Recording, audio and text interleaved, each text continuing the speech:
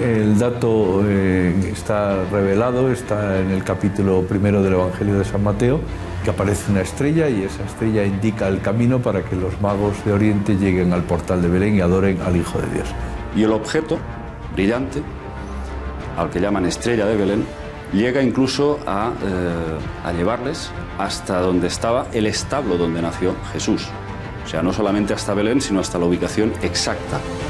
Hay una interpretación literal del hecho y es que hay una estrella que se mueve y que indica un camino. La Iglesia va a subrayar más el movimiento espiritual, porque lo impresionante es que alguien a la vista de una estrella se ponga en marcha en un camino y en un camino muy largo.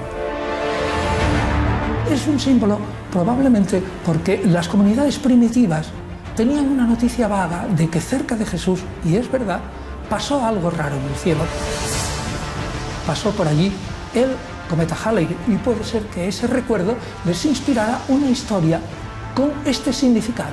Y pensamos en Halley por muchas razones, porque Halley se ve muy bien en el cielo y cada 75 años nos visita. Debería de haberse tratado de algo lo suficientemente contundente como para ser visto desde varios puntos del globo. ¿Cómo explicar que los escribas de Herodes y los judíos o los romanos no dejaron registro escrito alguno de este supuesto evento tan espectacular? El pintor Giotto, en el año 1300, dibujó una adoración con los Reyes Magos, y lo que dibujó aquí arriba es justo el cometa Halley, que acababa de pasar en el año 1300. Yo creo que este fenómeno se enmarcaría más dentro de las modernas manifestaciones del fenómeno OVNI. Buenas noches, bienvenidos a la nave del misterio.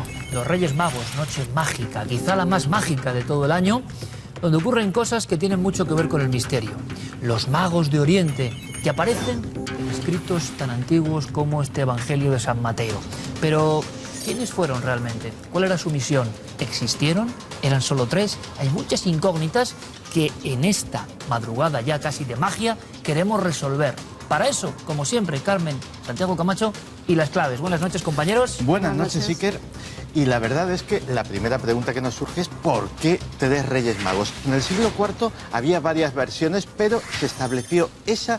¿Por qué? Porque simbólicamente era perfecta. En aquella época se conocían 3 continentes, se conocían 3 razas, con lo cual cada uno de esos Reyes Magos debía de proceder de uno de esos continentes. Melchor, europeo; Gaspar, asiático; y Baltasar, del continente negro. Además, se correspondía con las 3 edades del hombre. Uno era joven, otro era maduro y otro era un anciano. Con lo cual, el simbolismo quedaba redondo. ¿Y verdaderamente eran reyes? ¿O lo de reyes se añadió después? Porque la Biblia jamás pone que se tratara de reyes. Sí, magos. Los Reyes Magos, quitámoslo de Reyes Magos, sí, porque eran unos sacerdotes medio persas. Eso es lo que se cree. Y además, darle la categoría de reyes ya fue un invento de las monarquías medievales como para darles más categoría. También llaman la atención los regalos: oro, incienso y mirra. Y aquí también hay un profundo simbolismo. El oro, ¿por qué? Por su condición de rey, era lo que se ofrecía como tributo a los reyes. El incienso, por su condición de Dios, era lo que se ofrecía como tributo a los dioses, se quemaba ese incienso en los templos. Y la mirra era un bálsamo medicinal, servía para curar enfermedades. Por tanto, la mirra era para el hombre, para preservar su salud. Rey, Dios y hombre. ¿Pero hubo un cuarto rey mago? ¿Se podía llamar Artaban? Eso es lo que cuentan algunas leyendas. Lo que pasa que cuando los 3 Reyes Magos ya salieron hacia Belén, él estaba ayudando a un anciano y por eso se perdió la cita. Intentó ir a buscarlo, pero de nuevo se quedó en el camino ayudando a gente y nunca pudo conocer a Jesús hasta que 30 años después oyó que se comentaba algo del profeta de Galilea y él fue a su encuentro y entonces cuando estaban subiendo al Gólgota lo encontró y le dice a Jesús: toda mi vida te he buscado sin poder encontrarte. Y Jesús le contesta: no necesitabas buscarme porque tú siempre has estado a mi lado. Una historia tan extraordinaria como la de los Reyes Magos no podía acabar simplemente en la adoración en el portal de Belén. Y continuaba en el tiempo, tanto que se dijo que tuvieron descendencia, hasta el punto de que muchas familias nobles y familias reales del orbe cristiano se adjudicaron como origen de su linaje precisamente ser la descendencia de esos Reyes Magos. Incluso un rey mítico, el Preste Juan, que tenía el único reino cristiano en el Oriente, que todavía se discute sobre si existió o fue un mito, pues también se decía que era hijo de uno de estos Reyes Magos. ¿Y queda algo de estos Reyes Magos? Pues sus reliquias. La emperatriz Helena, la madre del famoso Constantino, fue la que halló los cuerpos de los 3 Reyes Magos cerca de Palestina. Poco después viajaron hacia Milán y en esa iglesia estaban hasta que en 1162, en la iglesia San Eustaquio, así se llama, encontraron esos cuerpos que además se preservaban perfectamente e incluso con el pelo. De ahí surgieron muchas de las reliquias que durante toda la cristiandad han estado dando vueltas por el mundo. Pero la que conocemos es solo una versión de la historia. En los evangelios apócrifos y en las tradiciones de Oriente Medio hay versiones increíblemente variadas. Reyes Magos que van en un número desde 12 hasta 500, acompañados o solos, acompañados a veces por un séquito de 12.000 jinetes. Regalos que no solamente se limitan al oro, incienso y mirra, sino que abarca toda una categoría casi infinita de riquezas y de materiales preciados. Con lo cual, digamos que los cristianos elegimos esta versión entre muchas otras posibles. Y de los Reyes Magos sabíamos que traían regalos, pero el poder curativo de estos, eso no se sabía. Al parecer eran tan viajeros que la gente, cuando iba a iniciar un largo camino, se acercaba a ellos para pedir una especie de bendición y que fuera todo bien. Pero no solo eso, como habían llevado mirra, la mirra se utilizaba para las momificaciones y la gente también pedía esa mirra para una buena muerte, para viajar al más allá y tener un buen viaje. No solo eso, sino que había una especie de amuletos, unos escritos que se hacían en papel poniendo los nombres de los Reyes Magos junto a una oración, y eso acompañaba también al viajero, y no solo al viajero, porque se utilizaba en las personas que padecían epilepsia, jaquecas, que tenían todo tipo de males. Así, los 3 Reyes Magos podían combatir con su poder esas molestias que tanto afectaban a la gente. Y en Alemania era además costumbre escribir en yeso las iniciales en las puertas de la casa, las iniciales de los 3 Reyes Magos, porque así combatían la entrada del demonio. Pues ahí están las claves, que siempre ofrecen una visión complementaria, nunca sustitutiva, nunca se tiene toda la verdad, simplemente se dan más datos que habitualmente no se conocen y que son maravillosos y que engrandecen la realidad misteriosa de estos 3 magos de Oriente que casi estarán ya actuando, ¿no? Dentro de unas horas seguro. Así que nosotros continuamos con este homenaje y misterio. Luego viene un regalo que creo que es interesante para todos ustedes, para todos nosotros. Pero la información nunca para en este informativo diferente. También hay reliquias, también hay inscripciones, también hay letras, no sé, viejos códigos en pleno corazón de África recién descubiertos. En la ciudad sudanesa de Dongola han sido halladas 7 momias que se encontraban en una cripta en cuyas paredes había extrañas inscripciones. Los arqueólogos que las hallaron creen que datan de hace 900 años y que uno de ellos podía ser el arzobispo Georgios, líder del reino religioso de Makuria. Los especialistas han verificado que se trata de una momificación natural y que la construcción de la cripta tenía como objetivo no solo el salvaguardar la tumba, sino sobre todo proteger a los que estaban enterrados en su interior y tenían que hacer un peligroso viaje desde el momento de su muerte hasta su presentación ante Dios. Las inscripciones realizadas con tinta de color negro están escritas en griego y en copto y servían como protección para los difuntos contra los poderes del mal. En el fondo, la eterna historia, luz y sombras. Luz y sombras también hay en nuestro interior. Hace 58 años se descubrió la hélice, milagrosa de alguna forma también, del ADN. Novedades interesantísimas, rompedoras. Casi no se habla de ello, pero aquí sí, Santi.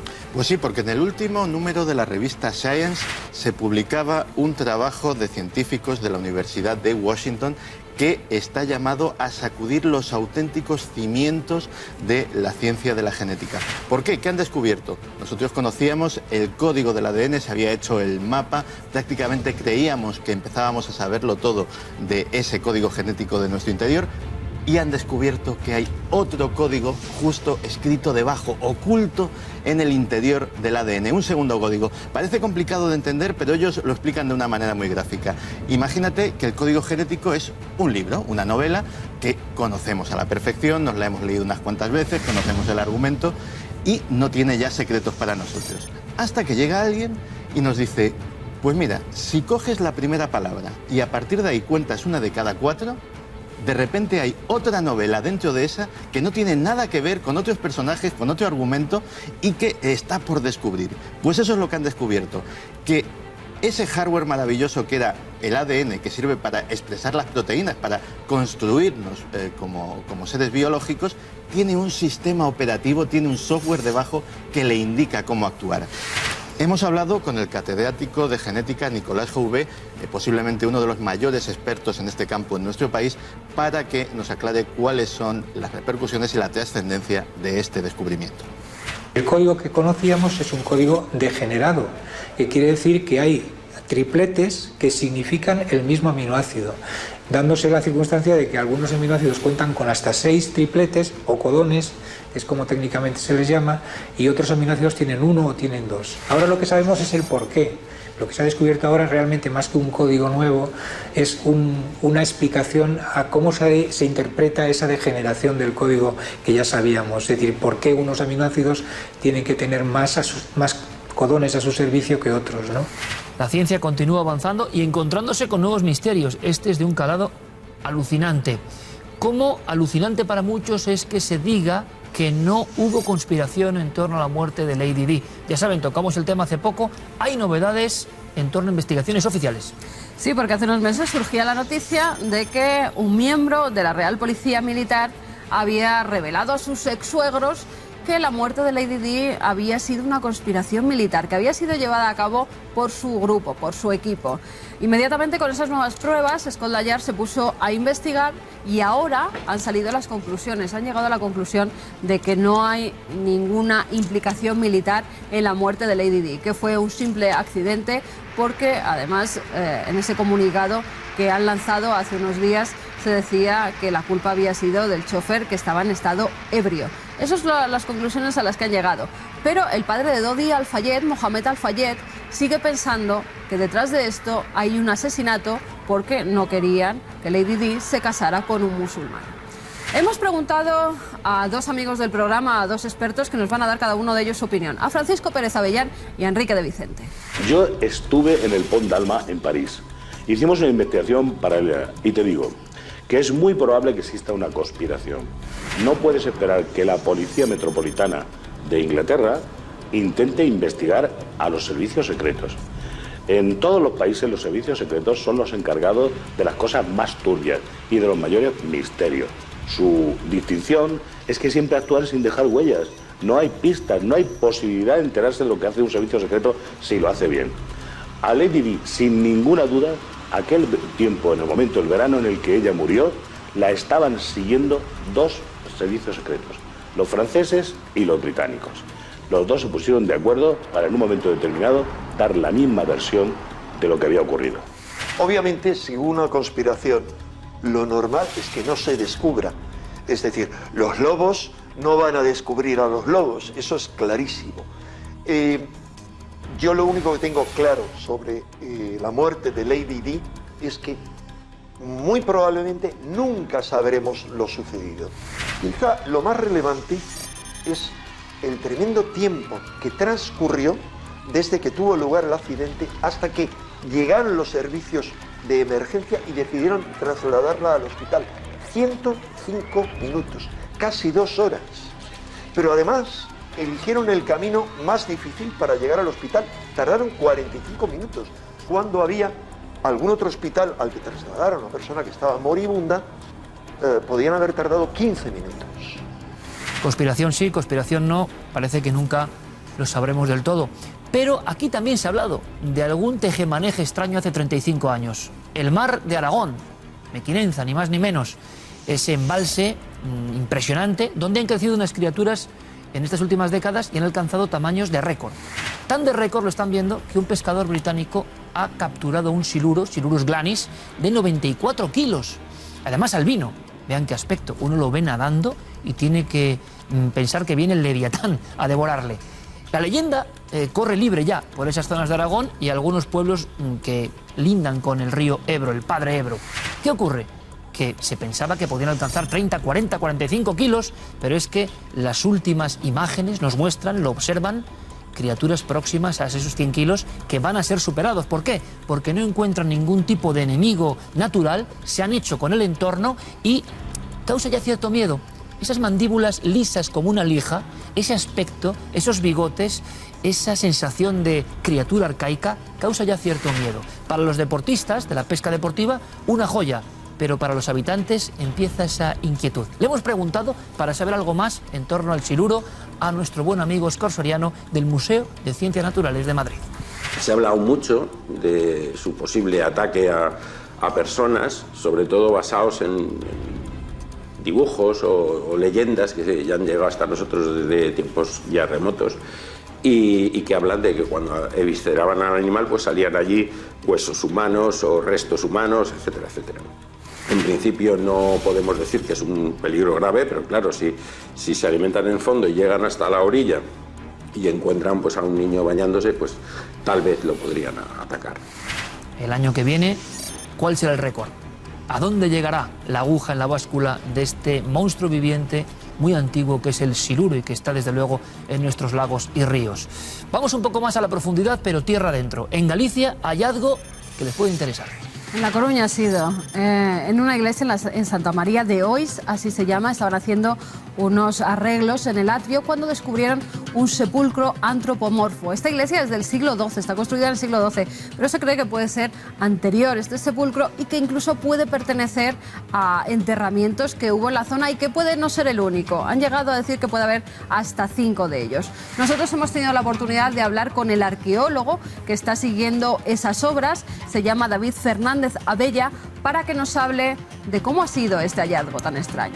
Podría haber más sarcófagos, de hecho es bastante habitual que este tipo de sarcófagos vengan agrupados en necrópolis que estarían probablemente vinculadas pues eso, a un templo probablemente anterior, pues estamos hablando de época prerrománica.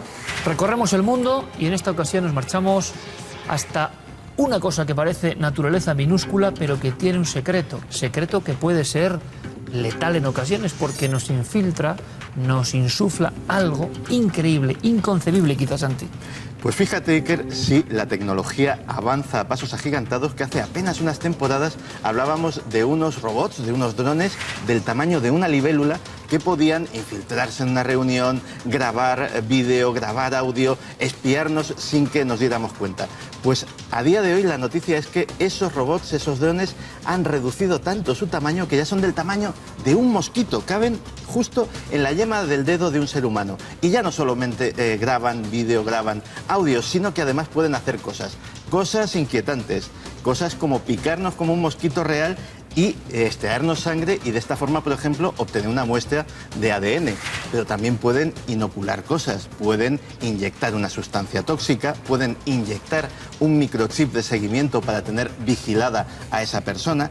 Y los científicos de DARPA, de la Agencia de Proyectos Avanzados de la Defensa estadounidense, quieren ir más lejos todavía. Dicen, ¿para qué vamos a hacer un robot súper sofisticado si el mosquito real lo podemos controlar? Están ideando un chip para meterlo en la larva del mosquito y tener ese mosquito cuando nazca, tenerlo controlado como si fuera un minúsculo cyborg a su servicio. Después de escuchar esto, que es realidad, no es ficción, solo queda un paso: entrar de lleno en el mundo insólito. Comenzamos Mundo Insólito con un cuadro, El grito de Munch. Ustedes lo conocerán, ¿verdad? Ahí lo tienen, perfectamente se ve como un hombre está desesperado gritando. Pues bien, ahora hay nuevos estudios que aseguran que se inspira en una momia chapapollas que fue encontrada en el Amazonas. Esta momia es trasladada a París y en París Munch la ve y entonces se inspira para hacer su obra. Ahí lo tienen. La verdad es que son clavados, con las manos en la cara, con ese grito de espanto. Muy curioso. Y nos vamos a otra curiosidad. Unas fotografías que ha tomado, se llama Sharon Taggett, es una fotógrafo que ha estado en todas las sesiones espíritas que se han llevado a cabo en Nueva York y en gran parte de Inglaterra. En estas sesiones dice que ella ha pasado verdadero miedo, que ha visto cosas insólitas y que además las ha podido fotografiar, como cuando, haciendo una ouija, uno de los videntes dijo que en su mano había un espíritu y esta mano en la fotografía sale sobredimensionada. Eso para ella es una muestra de que los espíritus estaban allí. Y no sabemos si estaban o no estaban los espíritus en Indonesia cuando este hombre, al que estamos viendo, fue detenido. ¿Por qué? Porque había desenterrado a unos gemelos. Se llevó sus huesos para intentar hacer una especie de caldo con ellos, ingerirlo y así poder volar y convertirse en invisible. No es la primera vez que en Indonesia pasan en estas cosas. Hace poco también una mujer era desenterrada, nada más enterrarla a las pocas horas, y el hombre se comía su carne de nuevo para hacerse invisible. ¿Qué estará pasando? Hablan ya de magia negra. Magia negra, pero que no pueda con la luz de la magia buena de esta noche. Les prometía un regalo, creo que lo es, sinceramente, porque viene un invitado muy especial a contarnos cosas increíbles para la gran mayoría. Para ustedes seguro que no, porque en el fondo todos somos amigos del misterio y de la visión entusiasta de la vida. ¿Quién viene? Bueno, ven estas imágenes. Seguro que lo conocen perfectamente. Bien, ven. Hola, muy buenas tardes. Una victoria arrolladora que, sin embargo, parece que no ha impresionado a los mercados. Emoción y reconocimiento en Soweto, el barrio en el que vivió Mandela. Lo de momento, la bolsa baja y la prima de riesgo sube. Benedicto XVI sorprendía, como decimos, a todos esta mañana anunciando su dimisión. Estos informativos Telecinco. Comenzamos.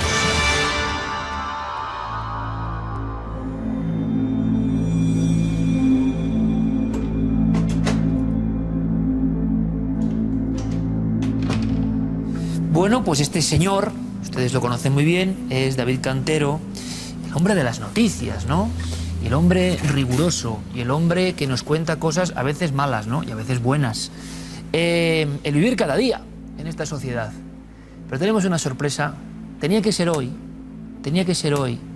David, amigo, Noche de Reyes, ¿no? Fíjate, qué día, ¿no? Qué noche.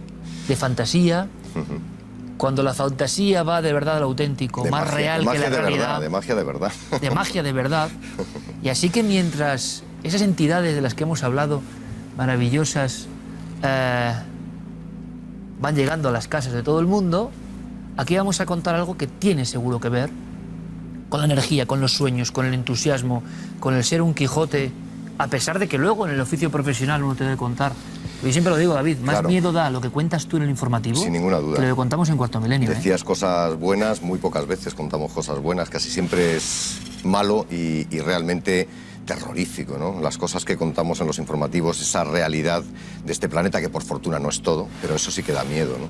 Y ¿sabes cuánta gente, claro, ¿sabes cuánta gente, David, me dice a mí, tú lo sabes bien, ay, qué miedo da tu programa, que no lo ve porque da miedo? Y a mí digo, oye, mira a David, o mira a Pedro, mira a los compañeros de informativos, eso da miedo. Me dan miedo los informativos, mucho más, porque mucho más que este programa. Esto en el fondo es esperanza un poco. Hombre, claro, es esperanza, es saber que no sabemos nada, que es muy interesante, ¿no?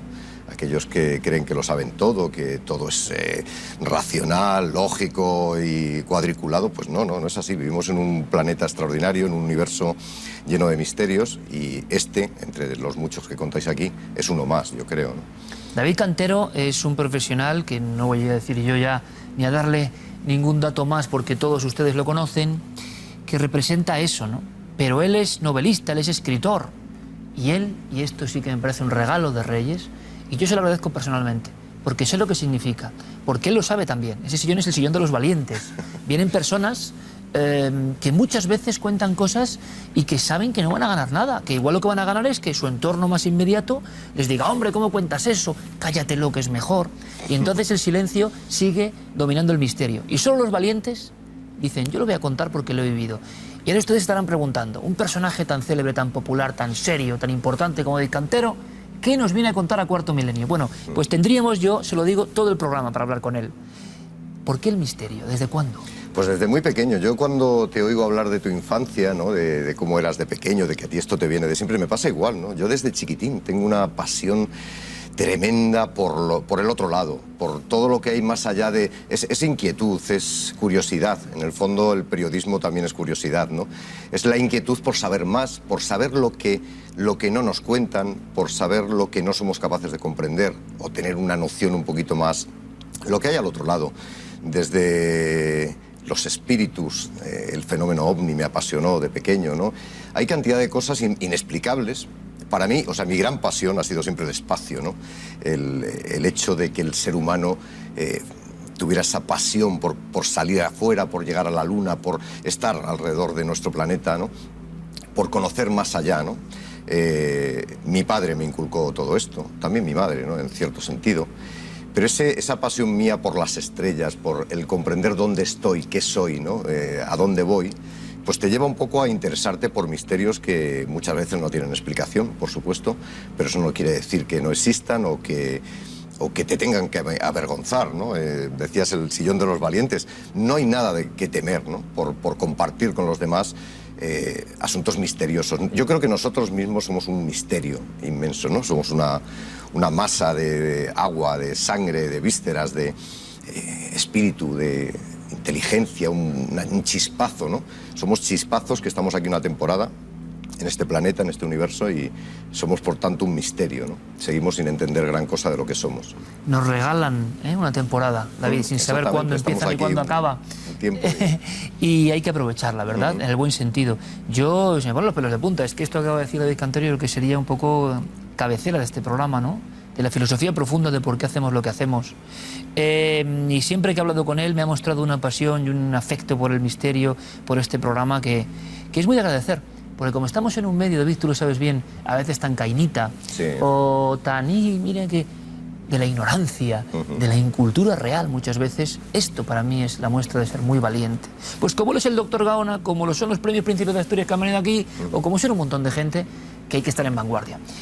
Yo tengo aquí unas fotos, sería solo uno de los misterios, y yo espero además que David venga más veces, a darnos su opinión. Creo que puede ser un filósofo del misterio con todo lo que ha dicho ya en estos minutos, maravilloso para este programa.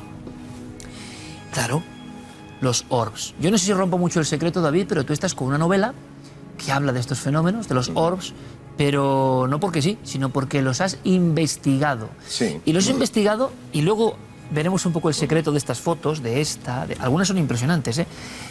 Los has investigado primero desde el punto de vista de la imagen. Porque tú te especializaste en imagen. Claro, yo soy, o sea, mi gran vocación, mi gran pasión, mi formación profesional era la óptica, las cámaras de televisión, las cámaras de cine, la cinematografía, la televisión, imagen y sonido. Era mi gran pasión, fue mi profesión durante más de 15 años. Sé de lo que hablo cuando hablo de cámaras, cuando hablo de óptica. De hecho, era mi herramienta de trabajo cotidiana. Por tanto, para mí todo lo que sucede cuando tú captas una imagen, ya sea con una cámara fotográfica o una cámara cinematográfica, una cámara de vídeo, es muy curioso, ¿no? Lo que puede pasar, lo que puedes captar. ¿Qué son los orbs? Esa es la pregunta, sigue siendo un misterio. ¿Tú crees que son mucho más que lo racional, lo que nos dicen? Polvo en suspensión, insectos... Claro, desde el punto de vista profesional, siempre cuando uno... Todo esto empezó de manera casual, ¿no? Yo mantengo que la llegada de los TCDs, de los sensores MOS, de esta tecnología nos ayudó a ver cosas que no veíamos antes. ¿Qué es eso, David, para el público? El TCD es el sensor que lleva cualquier cámara digital, que antiguamente tenían menos calidad, hoy en día son verdaderamente prodigiosos. Ha sido un salto, un avance. Todos llevamos uno en el bolsillo, todos llevamos esas posibilidades tecnológicas de captación de imagen. Antes era muy difícil conseguir imágenes, captar imágenes. ¿Qué pasó con esta tecnología de la fotografía digital? Que empezamos a ver que aparecían unas esferitas, unas bolas de luz. Inmediatamente están los de la racionalidad para todo, que te dicen, no, son motas de polvo, son pelusas, son gotas de rocío, es una traza de humo. Es verdad que en ocasiones estas esferas, estos puntos luminosos un tanto exagerados, pueden ser la reflexión de la luz de un foco en una mota de polvo, en una gota de rocío, pero cuando tú te pones a ver y a captar más y más imágenes en las que aparecen orbs, incluso orbs en movimiento, o sea, ya no solamente hay fotografías de estas esferas, hay imagen, hay vídeos en los que ves perfectamente cómo estos orbs evolucionan, se mueven, cambian de posición, cambian de dirección. Me quiere decir, David, que tú has hecho las comparativas personalmente. Sí. O sea, no has cogido 4 fotos, sino que tú, con todo un bagaje en la óptica y en la imagen... Has hecho las comparativas, a lo que no ha hecho casi nadie. Claro, yo cuando empecé a ver estas me empecé a interesar. ¿Esto qué es, no? De hecho, empecé a ver que aparecían algunas sorprendentes. Vamos, de hecho, os he mandado fotografías que son brutales. Hay una ristra que ustedes ya están viendo. Todas ellas, hay que decir, obtenidas directamente por David. Esto no es coger de aquí y de allá. Son y se lo agradecemos, y es un poco su carrete personal, ¿no? Hay algunas de hechas capturas. por mi hermano, otras por mi mujer, por mi suegra, porque yo ya empecé a inculcar esta pasión a los que me rodeaban, decirles, mirad, esto es un verdadero misterio. Y fijaos en las fotografías, porque a veces aparecen tenues, otras veces poderosamente iluminados. Por ejemplo, esto, es que... Bueno, esa es brutal, esto, esa es brutal. Yo quiero que lo capten bien nuestros compañeros y que luego lo veremos al detalle. Hombre, no es muy normal este OVNI, que parece que tiene hasta una especie de aureola física. Pero es que además remarcándolo. el segundo anterior o la décima de segundo anterior no había nada, aparece este flashazo, el siguiente, el posterior no había nada. Siempre es así, ¿no? Tiene un doble aquí. Sí, además, fíjate, hay orbs, hay que observarlos con detenimiento, ¿no? Porque los hay que son muy opacos, que son de diferentes colores, diferentes densidades, diferentes tamaños, los hay que se mueven, los hay que están quietos. Pero para mí lo que es sorprendente, yo he hecho fotografías con diferentes cámaras, en diferentes condiciones meteorológicas, en absoluta calma, en verano, en invierno. Y hay algunos, sobre todo hay una serie de un campo que está al lado de la casa de mi hermano, en el que empezamos a tirar fotografías en una pradera, en una ladera de una pradera verde, y aparece uno. Aparecen 2, aparecen 10, aparecen 15, aparecen 100, aparecen miles. Luego hay zonas, hay lugares en los que aparecen con más facilidad. Normalmente en sitios plácidos, en sitios naturales, donde hay animales, es una cosa muy curiosa, donde hay caballos, curioso. Rebaños. ¿Me quieres decir que me estás dejando de piedra? Aparecen más. Que has hecho tus analogías, tus análisis, ya no solo del tipo de fenómeno, y haces incluso baremos de dónde aparecen más. Claro, me engancho, pero ya te digo, un poco por casualidad, porque luego además este tema me empieza a interesar y lo rapto, ¿no? Lo uso para una novela que estoy escribiendo, inacabada todavía, en la que los orbs se convierten en unos personajes que yo en la novela les doy capacidades asombrosas. Para mí en la novela son seres de luz, seres vivos de alguna manera, ¿no? ¿Quién sabe? ¿Quién sabe? No se sabe nunca. El caso es que esto empieza por casualidad, pero claro, la casualidad te lleva, por muy escéptico que tú seas. A mí no me gustan las personas excesivamente escépticas ni excesivamente crédulas. Yo me mantengo ahí en un espacio entre dos aguas ante cualquier fenómeno inexplicable. No quiero decir, esto es ridículo, ni quiero decir, creo a pie juntillas en esto. Es que no se trata de creer o no creer, sino de que tus propias experiencias te llevan a tener evidencias inexplicables muchas veces, pero que ahí están. O sea, yo reto a cualquiera, porque esto está al alcance de cualquiera, ¿eh? No pero nadie lo hace. Pero también es ponerse. Yo me iba de caza, a cazar orbs, como decíamos, con mi hijo pequeño y mi sobrino, que se lo pasaban, imagínate, nos íbamos por la noche muchas veces. Y llegasteis a verlos en vivo, no en foto. Eso ya es un apartado muy curioso, porque en ocasiones los orbs se ven con el ojo. Como te decía antes, la representación de los orbs está en las civilizaciones antiguas. Hay representaciones de esas esferas, de esos círculos que se detallan o se dibujan de una manera u de otra. Que es fascinante. Además, te voy a decir una cosa, David, es que esto no te crees que ha sido muy hollado incluso por los investigadores. Ha sido un terreno bastante marginal. Sí, es un terreno bastante todavía por explorar. Y me dices que antes de las cámaras de fotos ya había, en la antigüedad, representaciones como... Sí, las hay. En las civilizaciones antiguas hay esferas, hay... Tú fíjate, yo creo que el ojo humano, cuando el ser humano vivía en la más absoluta oscuridad, se valía del fuego, de una antorcha, de una vela, tampoco hay que remontarse tantos siglos atrás, ni tantos años atrás. Tenía una capacidad mayor de visión en la oscuridad. Es así, el ojo humano se acostumbra a la oscuridad y adquiere la capacidad de ver más y mejor en la oscuridad.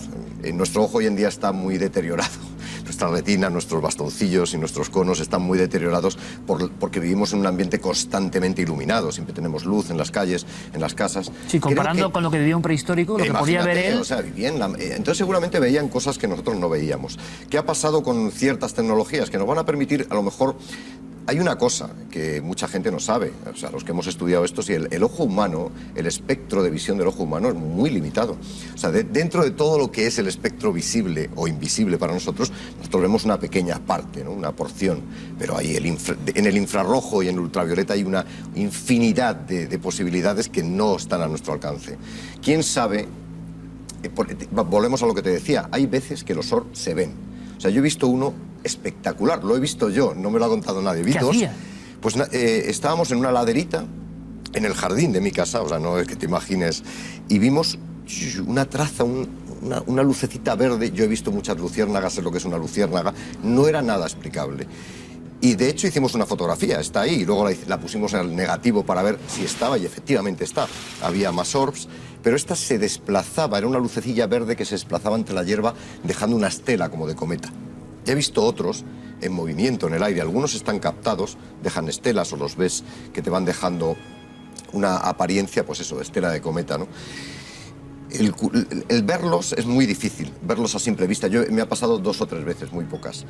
Pero el estar tirando fotos, no tenerlos, no verlos con tu visión humana y que la cámara los capte es espectacular. Y luego ves animales, dices, por ejemplo, o sea, has trazado algunas similitudes. Fíjate, por ejemplo, en las cuadras hay muchos, se captan con facilidad en los rebaños, pero también, que es otra cosa curiosa, en las fiestas populares, en las fiestas de los pueblos, suele haber muchos, entre el gentío.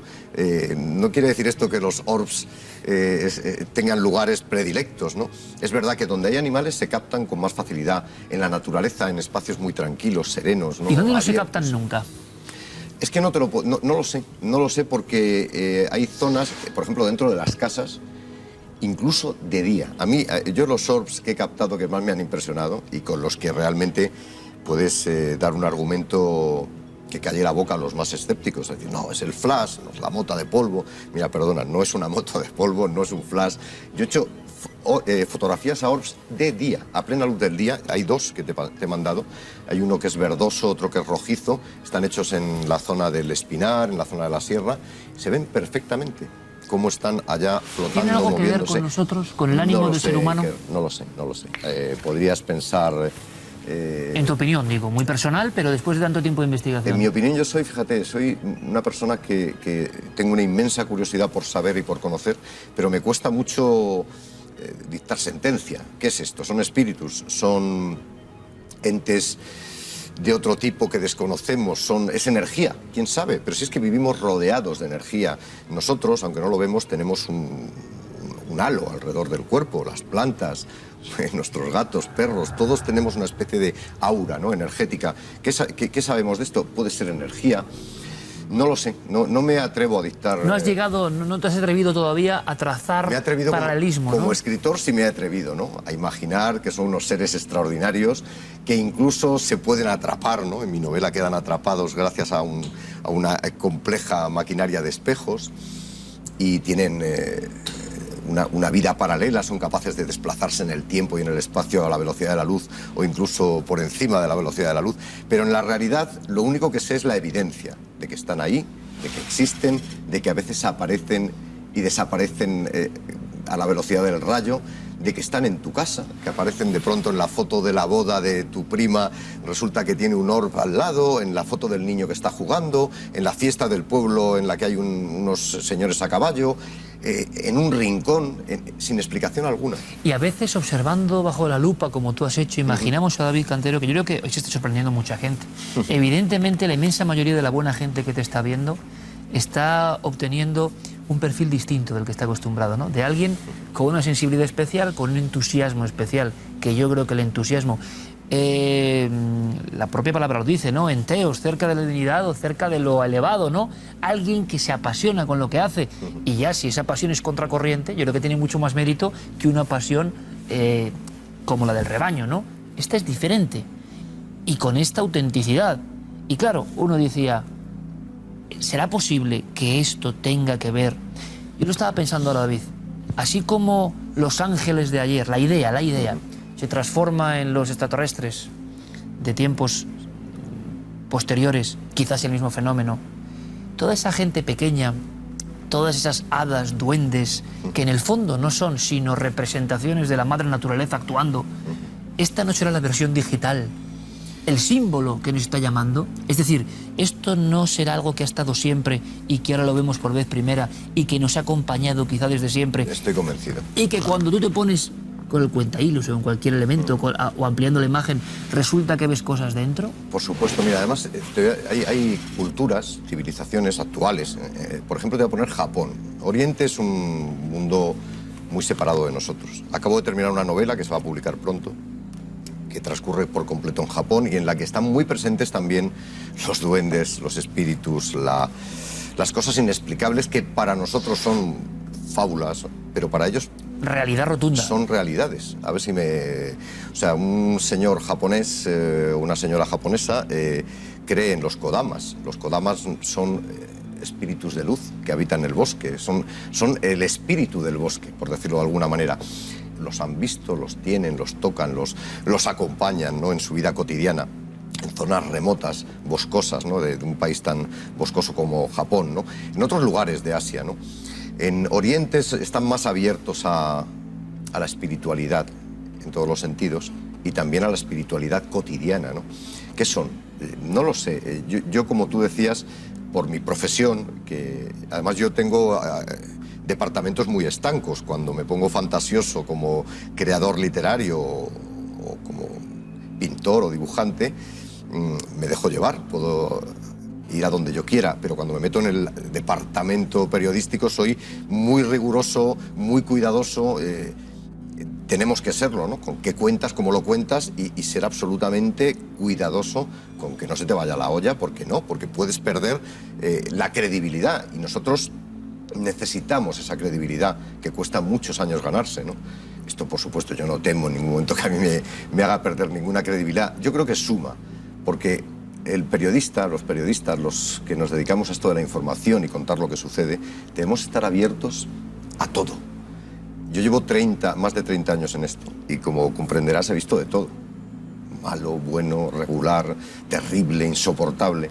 Pero también he visto muchas cosas misteriosas, muchas. He vivido momentos muy inexplicables, solo, en compañía de mis camaradas de la tele. ¿Tú vendrías otro día? Yo las veces que tú quieras, y yo soy famoso total. Te vamos a fichar, ¿Tú sabes el mérito de Cuarto Milenio? ¿Sabes cuál creo que? No sé, cuéntamelo. Que has conseguido no traerme a mí, porque yo soy un mindundi, pero sí estás consiguiendo traer a gente que nunca se hubiera atrevido a hablar del misterio, en general, de lo que sea. Ya da igual que sean ovnis, espíritus, orbs, da igual. Y además estás popularizando otra vez algo que yo creo que quedó estancado en los años 70, que era un prodigio. En los 70, los 80 había mucha pasión por estos temas y se había quedado un poquito ahí en el olvido. Y Cuarto Milenio no solamente lo habéis hecho renacer, sino que lo habéis hecho con una seriedad, con un rigor, con una fortaleza y con una riqueza de imagen. A mí me fascina vuestro programa porque es realmente rico en todos los sentidos, en realización, en escenografía, en calidad, en vuestras mesas de debate. David, en fin, así que cuando mis quieras... Mis compañeros están ahora mismo levitando como orbs. Es que tenéis que levitar, estáis haciendo un trabajo maravilloso, de verdad. Yo no quiero que sigas contándonos cosas, y ahora me va a criticar el público, pero quiero que vengas más veces a Cuarto Milenio, que te sientas como en tu casa, porque te aseguro, compañero, que has dicho cosas como puñetazos tan rotundos, que calan tan hondo. Tú sabes lo que es la televisión muy bien, y hasta qué punto entra en el inconsciente colectivo, ¿no? Nos da la impresión, y ustedes han oído a David Cantero, el hombre de las noticias aquí en Mediaset, que hay algo positivo en todo esto y se percibe. Hay algo que nos acompaña, que quizá nos tutela, quizá es la misma figura, pues, de ese ángel de la guarda, de ese sentido protector, de ese espíritu japonés que protege al suyo, que nos vigila, que está ahí. En una noche donde además, todavía en estas fechas, ¿no?, hay personas que lo pasan mal porque se acuerda mucho uno de las ausencias. Qué bonito es saber que hay cosas que nos acompañan, ¿no? Creer en ello. David Cantero, ha sido un regalo de Reyes fabuloso, de verdad. Para mí estar aquí con vosotros. Y yo espero que vengas muchas veces y que esos otros misterios e historias las contemos, opinemos, filosofemos, porque desde ya, y te lo has ganado, esta es tu casa. Gracias, compañero. Un placer enorme. Gracias, de verdad. Gracias. Ha sido un lujo. Y fíjate, lo que viene a continuación te va a encantar, porque es como un paso más. También con personas valientes que viven una serie de acontecimientos. En este caso no al aire libre, lo viven en su propia casa y les angustia. Y hemos investigado, sobre todo con un objetivo, intentar darles paz. Vamos a entenderlo todo enseguida. Vean.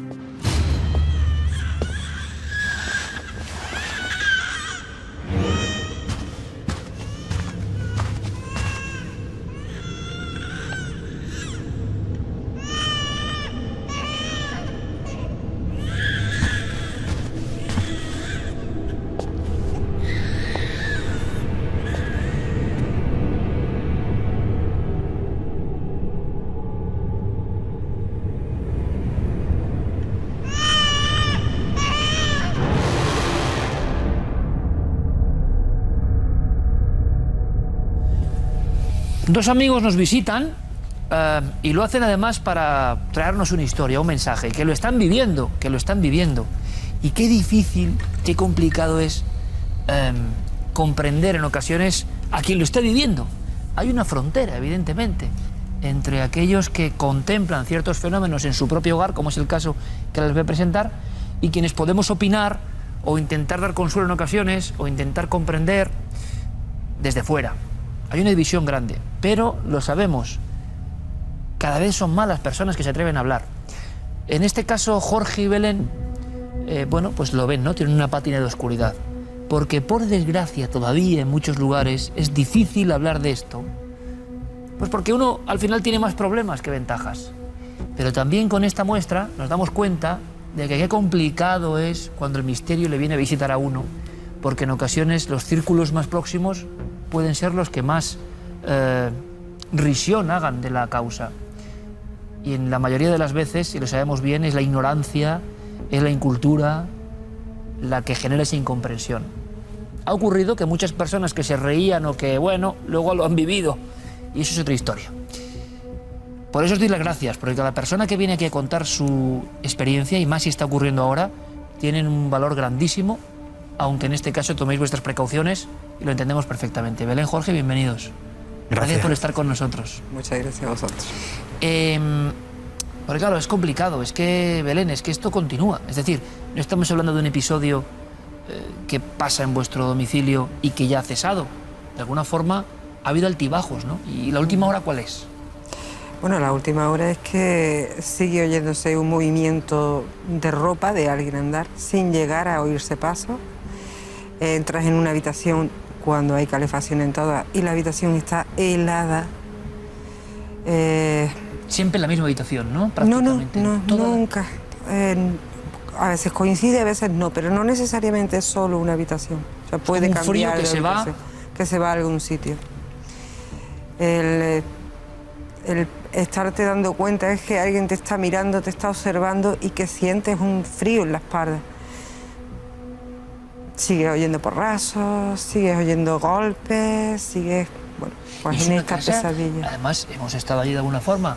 Nuestros compañeros, Santiago Vázquez y Clara Tahoces, que ahora traen el resultado de su investigación, han estado, y que nadie se haga una idea que no es. Es que es una casa absolutamente agradable, como muy moderna, muy reformada en ese aspecto. No es un lugar tenebroso, un lugar muy antiguo.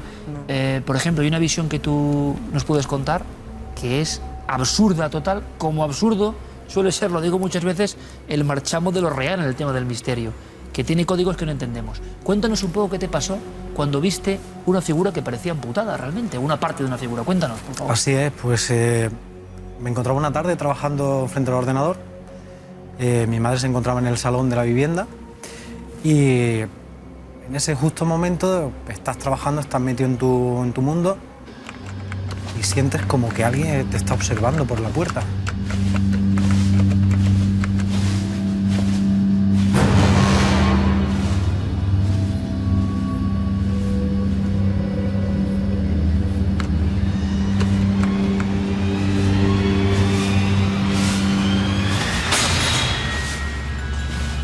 Justamente te hace girar hacia la izquierda donde estaba la puerta y ves unas piernas, un pantalón gris marengo oscuro, pantalón de pinza y unas zapatillas de persona mayor, de anciano.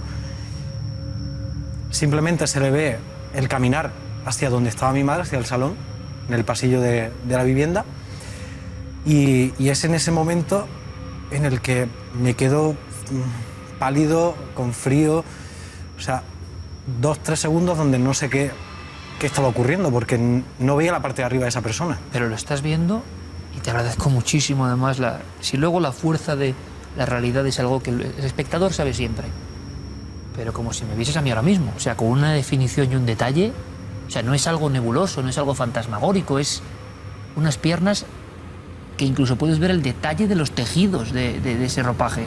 Totalmente, y además podría dibujarlo. O sea, es que era muy claro, o sea, pero de cintura para arriba solo se veía la pared.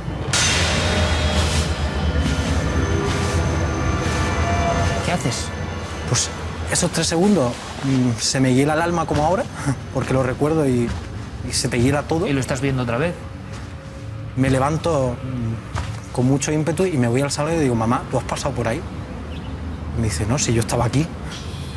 ¿Y no has visto a alguien pasar por la puerta? Me dice, no. Y es que te sigues poniendo nervioso porque es una sensación tan extraña que no sabes a qué se puede deber. O sea, no tiene ningún sentido. Por eso me refiero yo, Jorge, y por eso he comentado lo del principio, porque hay una frontera, pero ya nosotros sabemos muy bien entender, y gran parte de los espectadores también, estoy seguro, a quien nos está contando, pues como lo que ha visto, porque es algo que tiene mucha fuerza. Y yo me imagino ahora tu madre que está ahí, y cómo ves tú la historia, o sea, ¿cuál es tu perspectiva? ¿Tú ves a tu hijo que llega? Yo lo veo pálido, frío, asustado. Y bueno, ¿por qué? ¿Qué ocurre? ¿Es que ha pasado esto? ¿He visto esto pasar? ¿He pensado que tú habías visto? Yo no he visto. O sea, entonces, bueno, ahí existe que nada más con verle la cara a él ya se descompone uno, ¿no? Y una madre o un hijo, o sea, sabe perfectamente lo que le está pasando, ¿no? No hace falta ningún otro código. No hace estaba falta. aterrorizado, estaba aterrorizado. No volvieron nunca esas visiones de esas piernas, solo esa vez. Yo solo lo he visto esa vez. ¿Había ocurrido algo importante ese día en vuestra vida? No. Nada. Nada. No había nada fuera de lo normal. Nada. Ruidos. Yo no sé si luego uno ya está en un estado de alerta o de alarma, pero los ruidos y ruidos muy concretos, ¿no? Porque a veces son, según tengo en el informe que han pasado mis amigos, ruidos como el llanto de un niño, ¿no? En ocasiones. Sí. Cuéntanos, por favor. Pues el llanto del niño serían las 6 de la tarde. Un bebé, no un niño, sino un bebé. Cuando lo oímos llorar, y bueno, es que aquí no hay niños, pero llorar además desconsoladamente, o sea, y hay niños, pues no hay en los bloques colindantes nuestros, o sea, en los restos del edificio no hay, ni tampoco en los bloques colindantes. Era un niño, era clarísimo. Era un bebé. Porque tú sabes, Belén, que era mucha gente está diciendo, bueno, que si los gatos, que de cual. Yo digo que estamos oyendo hablar a una madre, o sea, que sabe muy bien lo que es un llanto de un bebé, ¿no? Un bebé, exactamente. Y no era un niño de 2 o 3 años, era de un bebé.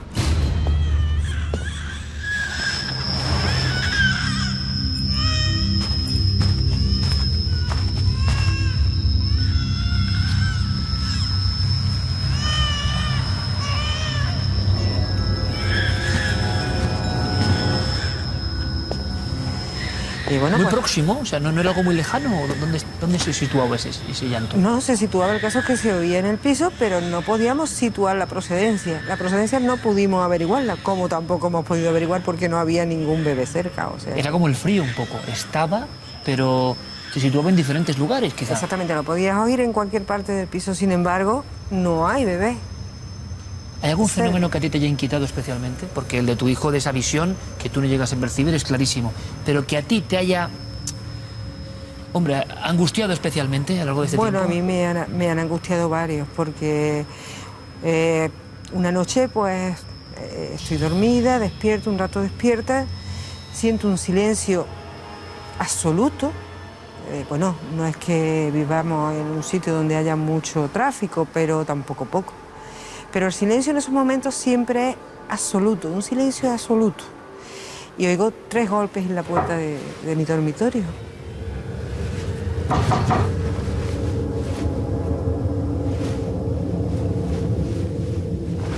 Entonces, bueno, en ese momento yo me quedo petrificada, helada, no puedo articular palabras. Lo sé que no puedo articular palabras. Estuve muy quietecita. Allí pasé el rato que pude hasta que llegó el alba y me pude levantar. Pero el miedo fue terrible. ¿Tú también, Jorge, has sentido el miedo, además de en esa ocasión de las piernas? ¿Ha habido algún otro fenómeno que te haya llamado especialmente la atención? Pues sí, un día disponía a acostarme y la mesita de noche se encuentra justo al otro lado de la cama, pero justamente en el lado derecho por donde yo no paso, ¿no? Entonces voy a encender la luz de la mesita de noche, apoyo una rodilla sobre la cama y la pierna, o sea, y la mano izquierda la apoyo sobre la cama. Justo en ese momento siento un calor en la cama. En un primer instante pensé, el perro se ha subido a la cama y ha estado echado aquí. Pero justamente pienso, si acabo de abrir la puerta de mi dormitorio, ¿cómo es posible que esto esté caliente si el animal no estaba aquí? Tardo un buen tiempo en dormirme porque el lugar de la cama donde estaba situado esa franja caliente de la cama no se enfría durante toda la noche. Me levanto a la mañana siguiente y ese mismo lugar seguía estando caliente. Es un filo de la cama que yo no estaba ahí. O sea, yo estaba ¿Como si hubiese una persona? Como si hubiera una persona sentada. Además, ¿Sentada? Sí, entonces era algo que te desconcertaba muchísimo porque de hecho se prolongó en el tiempo y no tenía ninguna explicación. Belén, incluso ya no solo los seres racionales, aunque bueno, los animales también son seres racionales, ¿no? En muchos aspectos y a veces mucho más sensibles que nosotros, ustedes lo saben bien. Hay un perro en la familia y podemos decir que él está sufriendo tanto como los moradores, como vosotros. Sí. En ocasiones podría decir que más, porque cuando nosotros no nos damos cuenta de algo, el animal sí lo señala. Entonces, bueno, pues hace unas noches estábamos en una habitación, lo sentimos ladrar en el salón, fuimos y el animal pues estaba, bueno, con su rabito metido atrás, asustadito, perdido, ladrando, que se queda sin ladrido porque el miedo le provoca el que no puede ni ladrar. Se queda sin ladrido, ¿no? Sí, se queda como ahogado. Se queda como ahogado del miedo. Pues lo que señala es un sillón del salón. ¿Es un sillón concreto? Sí, sí, como donde si él ve a él- alguien. Claro, es que él, como podríamos decir, lo que él ve es una persona, vamos, lo que yo puedo decir, una persona, una sombra, un algo, pero vamos, la impresión que nos da es como si hubiese una persona que él no la conoce y que le está ladrando porque lo desconoce totalmente. Sí, los que tenemos perros sabemos claramente que ellos son capaces de esas cosas. Y claro, en un ambiente como el que estáis viviendo vosotros, que yo creo que lo primero que hay que hacer es dar calma, porque estos fenómenos daño no han hecho que se sepa, y ahora comentarán nuestros expertos, porque estuvimos ahí investigando y siempre, por supuesto, con la lejanía que podemos darle a todo esto, porque no tenemos ninguna verdad. Lo que intentamos es, primero, que ellos estén más tranquilos, y alguien puede decir ahora, hombre, ¿cómo van a estar más tranquilos con lo que vais a sacar? Bueno, yo creo que todo tiene un sentido y un porqué, y sobre todo repetir que estos fenómenos, sea lo que sea, nunca han hecho daño a nadie, pero que ¿por qué coincide allí? ¿Cuánto tiempo de fenómeno estamos hablando? Jorge, ¿durante cuánto tiempo? La visión de estas piernas hace algo más de 2 años. ¿Llegó a ir un sacerdote a la casa? ¿Qué pasó? Pues nada, hizo la bendición, bendijo la casa, habitación por habitación y tal.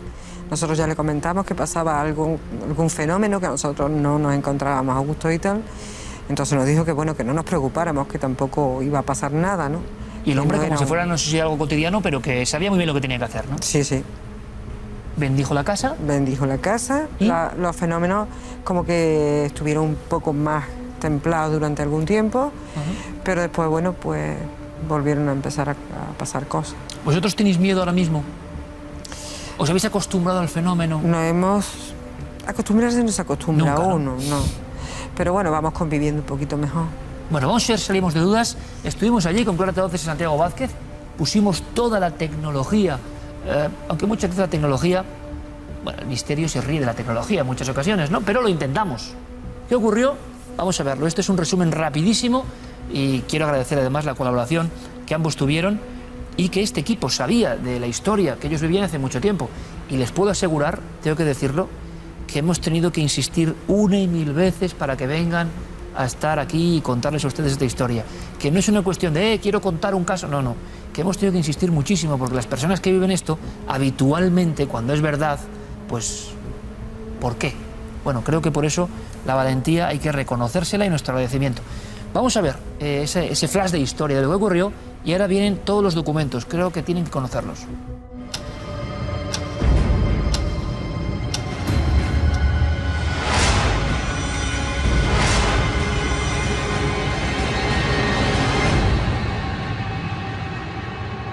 Voy a dejar aquí la grabadora en el estudio.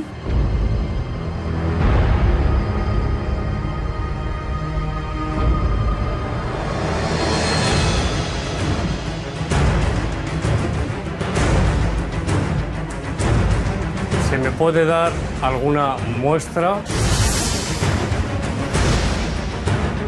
¿Por qué hay fenómenos paranormales en esta casa?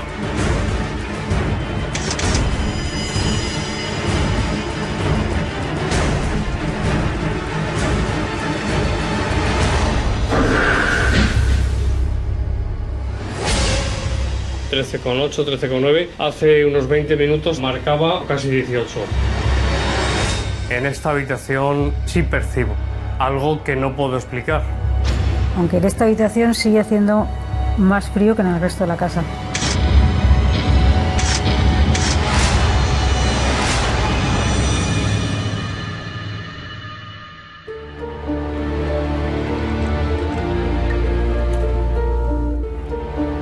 Cámaras térmicas, cámaras de visión nocturna, aparatos para la medición de la temperatura de un entorno concreto y variaciones. En fin, toda la tecnología dispuesta para intentar atrapar algo que a veces es tan difícil de atrapar. Luego escucharemos más documentos. Sobre todo escucharemos, que parece que ha sido lo más fructífero de esta pesquisa que han llevado a cabo Santiago Vázquez. Buenas noches, compañero. Buenas noches, Iker. Y Clara Tahoces, buenas noches. Buenas noches. Hay algo interesante, y es que bueno, la investigación es larguísima, iremos viendo además y disfrutando de diferentes encuadres y diferentes planos de lo que allí pasó, pero ambos detectáis, y cada uno con vuestra forma de ser, que es bien diferente en muchos aspectos y se unen otros para bien, yo creo, en la misma habitación. Resulta que lo hemos visto. ¿Qué pasaba en esa habitación? Pues lo que nos llamó la atención sobre todo es la diferencia de temperatura que había en esa habitación con respecto al resto de la casa, porque estando la calefacción conectada perfectamente toda la casa y en esa habitación también, como comprobamos, la lectura del termómetro, lectura instantánea de un termómetro que llevábamos, que lo pudo Santiago Vázquez comprobar, pues iba disminuyendo y la verdad es que hacía pues, un poco de frío allí. Pero eso puede tener, compañeros, algún tipo de explicación puramente física. Esa habitación está orientada de una forma, tiene algo que influya, o es mucho lo de la bajada gráfica, porque pocas veces nos ha pasado, ¿no?, de una bajada gráfica tan clara. Es que, como bien sabes, Iker, se sigue una metodología y sí puedo aportar un dato empírico. El medidor en esa habitación llegó a registrar 12 grados, cuando en el resto de la casa había 18, 19, 20 grados. Os llamó la atención, claro. Claro. Es decir, entramos en esa habitación, medimos la temperatura y se sitúa en 12 grados centígrados. Es una diferencia de 7 grados con respecto a la otra parte de la casa. No es que fuera una lectura, o sea, que decir, el termómetro de lectura inmediata, es decir, veíamos cómo iba descendiendo, ¿no? Y quizá por estas circunstancias, por la cual en esa habitación centramos bastante el tema de las pruebas. Sí. ¿Y vosotros qué opináis? ¿Era la habitación o una de ellas donde ese frío que se puede casi sentir a nivel de la piel lo habéis detectado durante mucho tiempo, ¿no? Combinado con otros fenómenos? ¿Os llama la atención esto, que los termómetros hayan detectado de medición instantánea esto? Nosotros no podemos detectarlo con termómetros, puesto que no es una cosa nuestra, o sea, no tenemos ese tipo de metodología, pero sí podemos apreciarlo. Y es clarísimo, en ese aspecto no sorprendió nada, ¿no? No. Es algo que vosotros habéis verificado en muchas ocasiones. Sí. Es un frío que no es permanente, que se va, viene. Se va y viene. ¿Ha habido alguna explicación física? Imagino que habéis mirado todas las posibilidades. Sí. Esa habitación tiene, no sé, unas ventanas más grandes, puede entrar más frío, no lo sé. Es que no hay nada raro. Nada. Es que tiene su aparato de calefacción igual que lo tienen otras habitaciones. ¿Dónde está el misterio? O sea, entrando en el misterio, ¿qué podríamos decir? Realmente es muy significativo, porque sabemos que donde hay fenomenología paranormal auténtica, sabemos que se suele, no siempre, pero se suele producir un descenso de la temperatura. Se ha comentado siempre, ¿no, Santiago? Es decir, es un clásico de los clásicos de los clásicos. Es un clásico de los clásicos dentro de la parapsicobiofísica. Pero a veces como elemento señalizador de que algo va a pasar, a veces ese frío ocurre sin que pase nada. Suele producirse antes de que ocurra un fenómeno, pero no siempre. Es decir, en este caso, en esta habitación, se puede registrar un descenso de temperatura que es permanente, pero sin embargo no hay fenomenología en ese momento. Vamos a escuchar una serie de grabaciones de audio. Diferentes grabadoras, diferentes formatos, diferentes maneras de aislamiento. En algunas, pues bueno, yendo un poco más allá, que lo más normal es que no salga nada, y más si se aísla.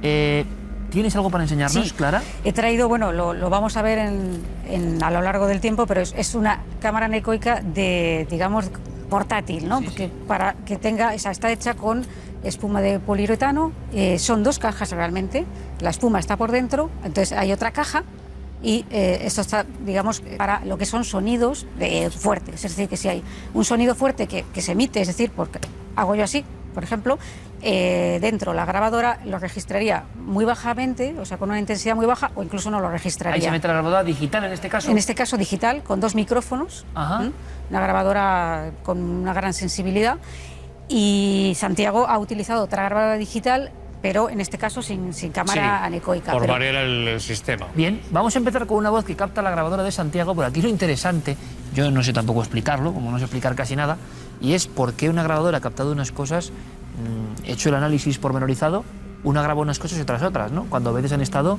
en muy corto espacio, ¿no? Sí. Captando cosas. Bien, pero sí que me da un poco de pena, y ustedes lo van a entender, que estemos ahora mismo, no me da pena, pero es que va a ocurrir eso.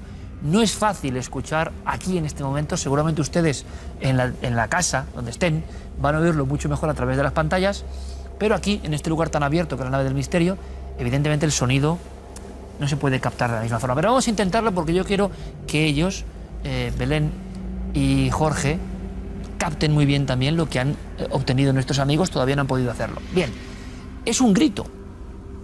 ¿Cómo definiríamos esto, Santiago? ¿Lo percibe tu grabadora? Pues es inusual.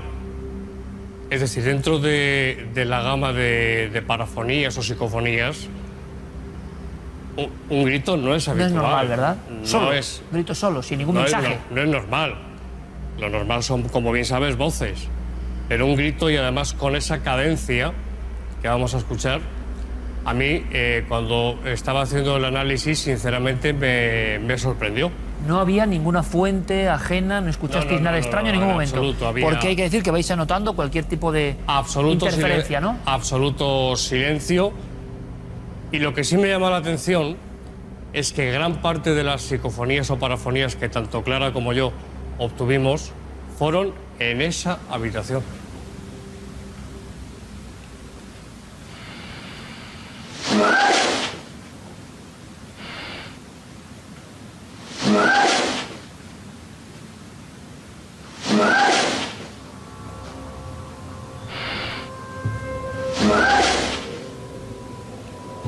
Bueno, sí, parece un grito muy agudo de una persona. Dices, bueno, puede ser cualquier otro fenómeno. Aquí lo hemos oído muy ampliado. ¿Lo habéis escuchado? Sí. Parece una voz femenina. ¿Qué opináis? Pues como dice Santiago, parece la voz femenina de una persona joven, no... Joven, además. Sí. No da la impresión... tiene que ser extraño, ¿no? Cuando uno oye voces que se han captado en su propio hogar. Pero quiero que escuchéis algunas más para tener más datos, grabadas en la cámara, digamos, sellada, para que se mitiguen muchos de los sonidos. Resulta que la grabadora, vamos a llamarla 2, de Clara, da varias sorpresas. Siempre con, bueno, toda la subjetividad que hay en intentar interpretar estas voces, pero haciendo un consenso, algo parecido a el niño dijo. Pero es que esta es muy clara. Vamos a oírlo, ¿os parece? Y luego hablamos. El niño dijo, grabadora de Clara Tauces.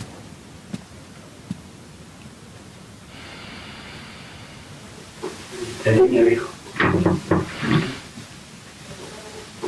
El niño dijo. El niño dijo. El niño dijo.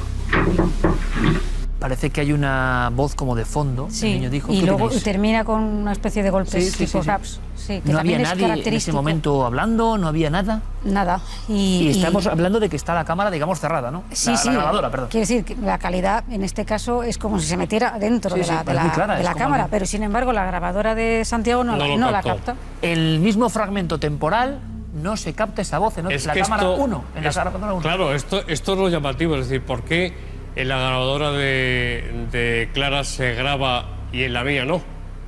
Es como si Viceversa, ¿eh? Quiero quien decir. provoca el fenómeno fuese selectivo. Y decir, voy a incidir en esta grabadora. Desde luego esta psicofonía que acabamos de escuchar es magnífica, es interesantísima, porque tiene la fonética, la morfología típica de la parafonía. Pues te voy a decir una cosa, Santiago, a nivel Sí, personal. sí. A mí me impresionan más las que vienen a continuación. Esas son las otras.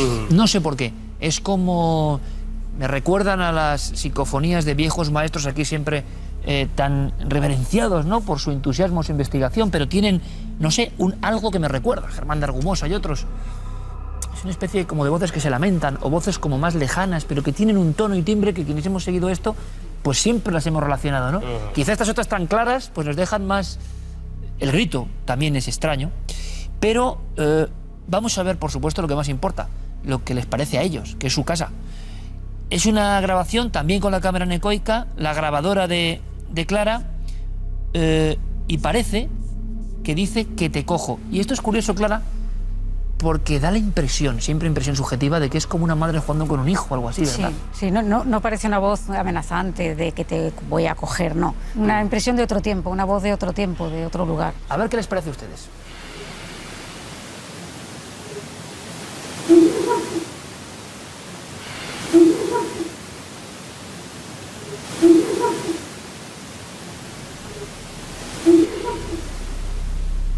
Ahora parece como mucho más comprimida, o aquí oímos un sonido muy grande, una especie de voces de fondo. Yo no sé si esta la habéis logrado captar de fondo. Más complicado, ¿no? Esta, quizá. Sí, yo aquí escucho como una sonrisa o una risa. No sé, pero vamos, tengo las manos heladas en estos momentos. Coincido. Hay cierto tono, vamos a decir, de juego, de humor, ¿eh? Yo por lo menos lo he escuchado perfectamente. Antes de preguntarle a Belén, porque quiero también saber ella qué siente o cómo lo percibe, vamos con otra de las grabaciones, otra de las muchísimas grabaciones. Misma grabadora, algo parecido a Ay de ti.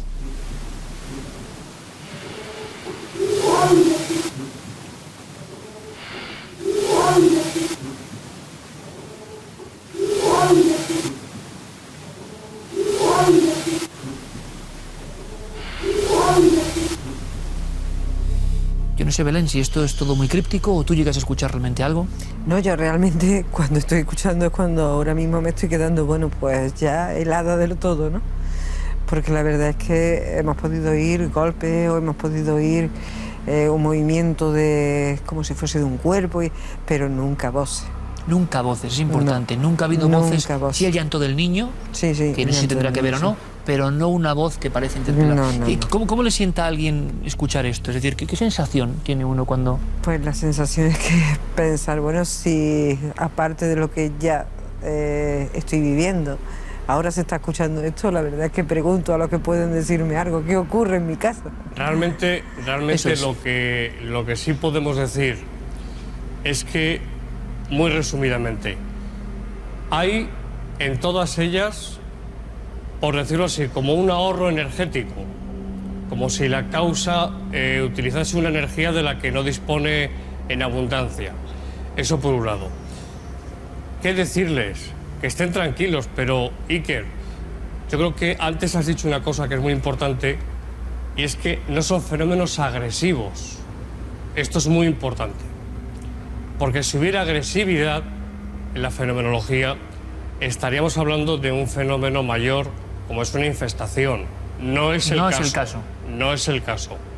No parece que el fenómeno, sea lo que sea, tenga que angustiar o especialmente incordiar a los familiares. Lo que sí me llama la atención, y me lo comentaba Belén allí, es la presencia del sacerdote, que si no recuerdo mal... Santi, vamos a contar esto después, sí señor, porque es muy interesante y quiero saber si tú recomiendas que eso, por ejemplo, se vuelva a hacer. Perfecto. Entramos ya ahí en la dinámica de qué pueden hacer, muy bien, ¿vale? Lo dejamos ahí. ¿Por qué? Porque queda una psicofonía que precisamente es tuya, que se obtiene en tu cámara, que hay que decir que esa no tiene ese nivel de encerramiento, pero graba cosas diferentes, simplemente para acabar con un poco el repóquer de voces que queremos mostrarles, una porción, repito. Algo que nosotros interpretamos, claro, es difícil esto, Santi, tampoco tiene ningún sentido, como da la linterna. No, sí que tiene sentido, ¿eh? Ahora lo comentábamos antes. yo, sí tiene sentido. Que lo cuente pues, ella. Voy a escucharlo y luego me lo cuentas. Perfecto. Yo me quedo ahora sorprendido. Sí. Da la linterna. A ver si se escucha, esto es como una investigación auditiva.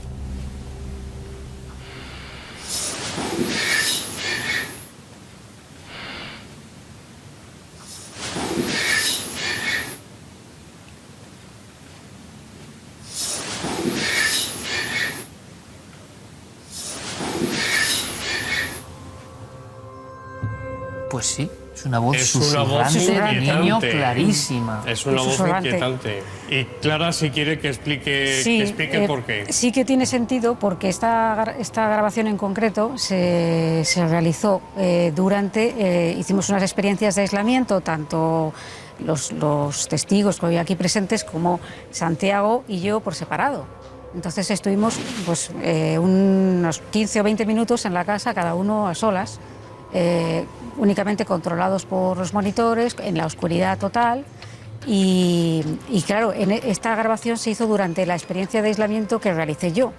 Durante la experiencia de aislamiento utilicé una linterna, me dejaron por si acaso, pues yo iba a sacar... Estaba sola en el aislamiento, claro, donde no pasó nada con ninguno de... No pasó nada. Pero se graba esto. Claro, yo tenía esa linterna un poco para orientarme, porque mi idea era hacer fotos, como luego veremos que se hicieron fotos, ¿no? Entonces hubo un momento en el que me resultó incómodo la linterna, porque no podía hacer, y entonces la apagué y la dejé encima de la cama. Y es cuando interactúa la voz, da la linterna.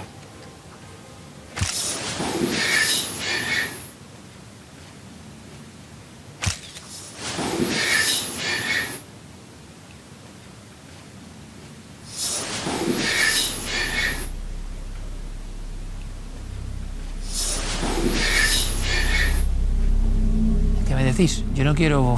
Yo me he quedado muda. Sí, pero no quiero angustiaros en exceso. Esto es la verdad y aquí ponemos lo que se ha obtenido. Me gustaría decir algo un poco tranquilizante, Yo creo que aquí es la clave, en mi línea. Exacto, y además eso, hay que tranquilizar. En mi línea me gustaría decir que las grabaciones psicofónicas, sea lo que sea este tipo de grabaciones, y Santiago lo sabe, se obtienen en muchísimos sitios, que no necesariamente tiene que ocurrir algo extraño en el sitio.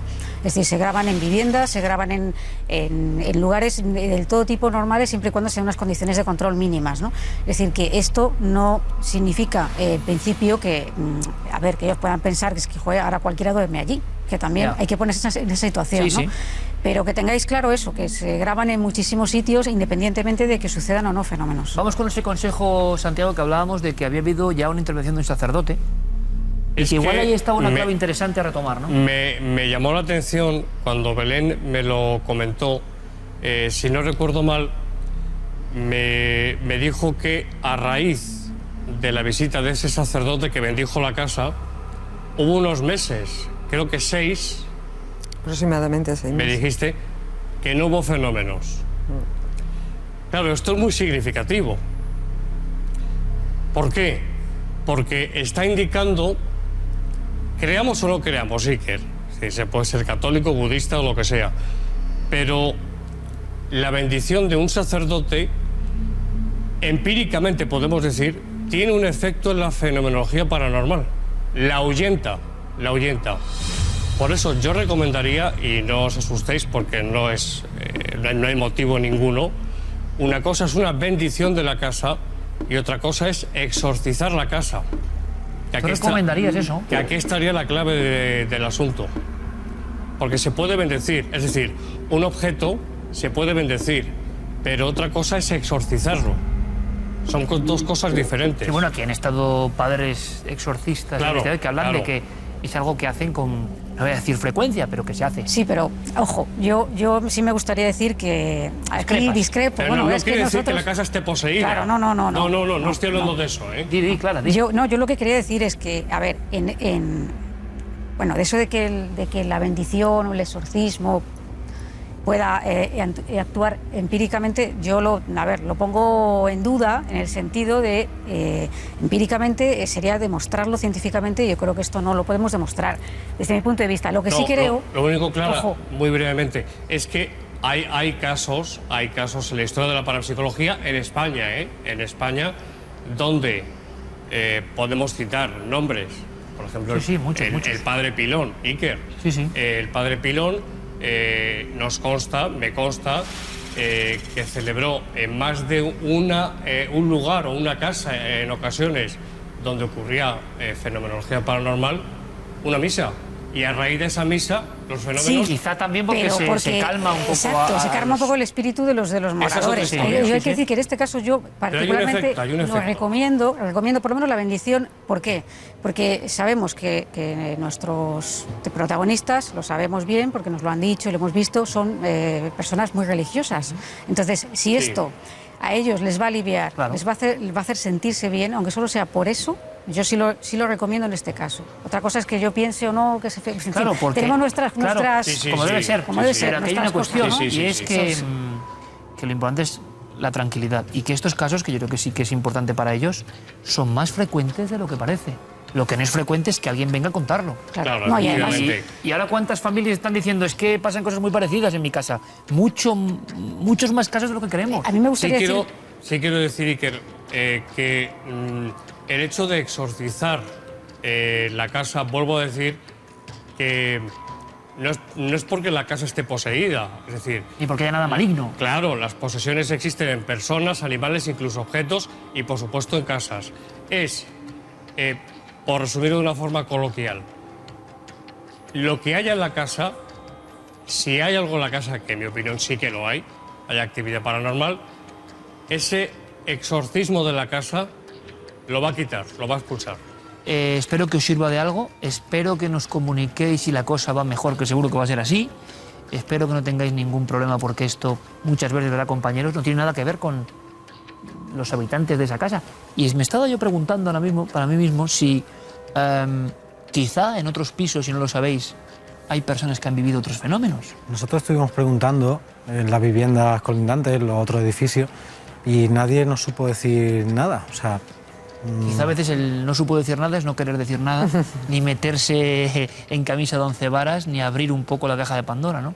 Entonces, yo creo que esto, y nos gustaría mucho tener vuestra información, y por supuesto la ayuda de nuestro equipo, la vais a tener en cualquier momento, buscando ese objetivo, ¿no? Que eso deje de molestar, que eso pase, y que sea simplemente un recuerdo de haber convivido con el misterio, que no es poca cosa, ¿no? Si ocurre cualquier cosa, este equipo está a vuestra disposición, y os agradezco mucho la visita, y que además de la inquietud, que es así, ¿no?, a enfrentarse a algunas cosas que se han obtenido, os quedéis sobre todo con los últimos mensajes y con la casi seguridad de que haciendo estas acciones yo creo que eso ya va a desaparecer. Os agradezco muchísimo la visita. Muchísimas gracias. Ha sido un placer, porque siempre que vienen personas, como tú propio, a contar que este fenómeno continúa y está, pues sigue siendo pues un guijarro más, ¿no?, en la gran muralla del misterio. ¿Cuál será la siguiente aventura? Eso no lo podemos saber, pero seguro que habrá, porque el misterio está en los hogares, ocurre, pasa en los sitios. Y nuestros compañeros, por supuesto, todo nuestro agradecimiento. Que sea un muy feliz año para vosotros, compañeros. Igualmente, muchas gracias. Iker, y para que hagamos muchas cosas. Cuarto Milenio. Gracias a los dos, Santi y Clara. Gracias, hasta la próxima aventura. Gracias a ti, Iker. Vamos con otra aventura digital en este caso. Pasamos de esta historia que nos recuerda a la parapsicología o a la espiritualidad más clásica a prácticamente el futuro. Misterio 4.0.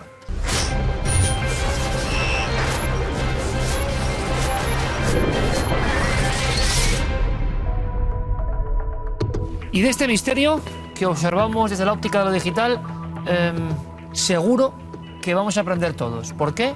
Porque convivimos con él todos los días, más bien todas las noches. Hablamos de sueños. ¿Qué nos traerá Diego Marañón? Costa Cantábrica, búnker misterioso. Buenas noches, amigo. Muy buenas noches, Iker, ¿qué tal? Buenos sueños, que imagino que, claro, tiene que haber muchísimas aplicaciones sobre esta, digamos, área o universo paralelo. Sí, efectivamente las hay y esta noche te voy a presentar una de ellas. Recordarás, Iker, que hace solo unas semanas tuvimos la oportunidad de hablar en Milenio 3, que es nuestro programa hermano en la cadena SER, con Patrick Harpur, el autor de Realidad Daimónica. Sí. Ese libro tremendamente revelador que ya ha pasado por la Biblioteca del Alma. Pues Harpur, entre otras muchas cosas, nos contaba que desde su punto de vista mucha gente no se toma en serio los sueños, que no cree que sean reales y que eso es un error. Nos advertía que de algún modo los sueños señalan hacia una realidad mucho más profunda si les prestamos atención, porque lo que pasa por nuestra mente durante la noche es nuestra propia vida inconsciente que estaría intentando comunicarse con nosotros a través de ellos. Bueno, la pregunta es cómo podríamos profundizar en ese aprendizaje usando las nuevas tecnologías. Bueno, una de las posibles respuestas se encuentra en la aplicación que quiero presentarte esta noche, Iker. Significado de los sueños. Podría decirse que es la versión para dispositivos móviles de un portal especializado en este asunto que lleva muchos años funcionando en la red. Esta aplicación en concreto es gratuita y está disponible para Android, pero en la App Store existen varias bastante similares. Bueno, vamos a ver el funcionamiento. ¿Qué pasa? Significado de los sueños. ¿Cómo se emplea? Bueno, pues el funcionamiento es muy sencillo. Basta con introducir, como ves, en el campo de búsqueda una palabra o una frase breve con la que podamos describir el sueño cuyo significado queremos conocer.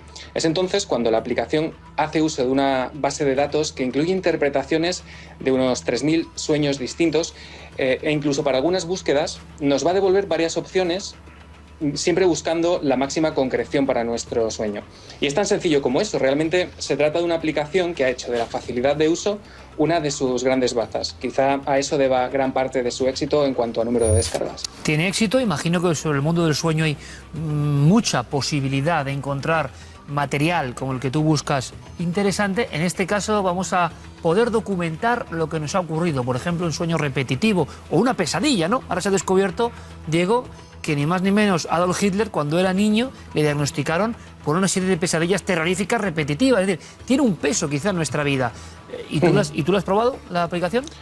Sí, yo la he probado y te confesaré, eso sí, que he tenido que utilizar algunos ejemplos al azar porque no sé Twitter, pero yo soy de esas personas a las que les cuesta muchísimo recordar lo que han soñado, con lo cual esto no deja de ser un fastidio, porque uno siempre tiene la sensación de que se está perdiendo algo muy importante, como nos decía Harpur. Bueno, por ejemplo, como ves, he introducido las palabras serpientes en el campo de búsqueda. La aplicación nos dice que en general no es un buen augurio y nos ofrece un buen número de opciones dependiendo del matiz. Imagínate, por ejemplo, que lo que soñamos es que la serpiente está cambiando su piel. Ah, qué interesante, pues permíteme, Diego. Es decir, tú puedes ir a serpientes porque dices, bueno, una información base, pero que luego te permitan ir indagando para buscar o afinar, me parece interesante. Sí, por ejemplo, en el caso este de serpientes que te comento, tenemos la opción de encontrarse con una serpiente, que una serpiente te muerda, que estén dos serpientes luchando entre sí o incluso, como te decía, que una serpiente esté mudando la piel. En ese último caso, que es el que yo he escogido más o menos al azar, nos dice que eso significa que va a haber un cambio en nuestra vida, ¿no? Y que nos sentiremos renovados. Otro ejemplo muy común es volar. Dice la aplicación que es el símbolo de la libertad absoluta y que este sueño ofrece casi siempre buenos presagios. Nos indica que es un sueño, como te digo, muy común entre las personas que buscan inspiración y deseo de trascender de la realidad y de lo común de la vida. Pero Diego, claro, pero no me digas tú a mí que no has soñado eso de estar desnudo ante el público, que se te llegan los dientes. Es un clásico también, ¿no? Sí, es un clásico y supongo que también tendrá su interpretación. Esta vez yo no lo he buscado, pero invitamos a nuestros espectadores a que se animen y que, bueno, desde sus casas yo también les animo a que nos envíen, ¿no?, sus impresiones sobre esta aplicación. Queremos saber si a ellos les sirve como guía o al menos les puede ayudar a comprender algo más de su propio subconsciente. Estamos deseando conocer sus opiniones. Me interesa porque hay una información o freudiana o junguiana que me gusta más. Muchísimas personas en el mundo resulta que sueñan con lo mismo y es porque sí, porque búscame toros. Yo sueño mucho con toros por las calles y que me encuentro ahí sin comer ni beber en un San Fermín, digamos, en un encierro. Así que ya me contarás, Diego, ¿vale? Te lo contaré. Un abrazo muy grande, compañero. Buenas noches, Iker. Y ahora nos marchamos a otro lugar que ustedes conocen perfectamente, la Biblioteca del Alma. Y sí, es como un sueño un poco brumoso. ¿Podríamos llamar a esto el sueño de los dioses? ¿El sueño de los dioses instructores que vinieron a enseñarnos y también a enfrentarnos? Vamos con ello, Biblioteca del Alma.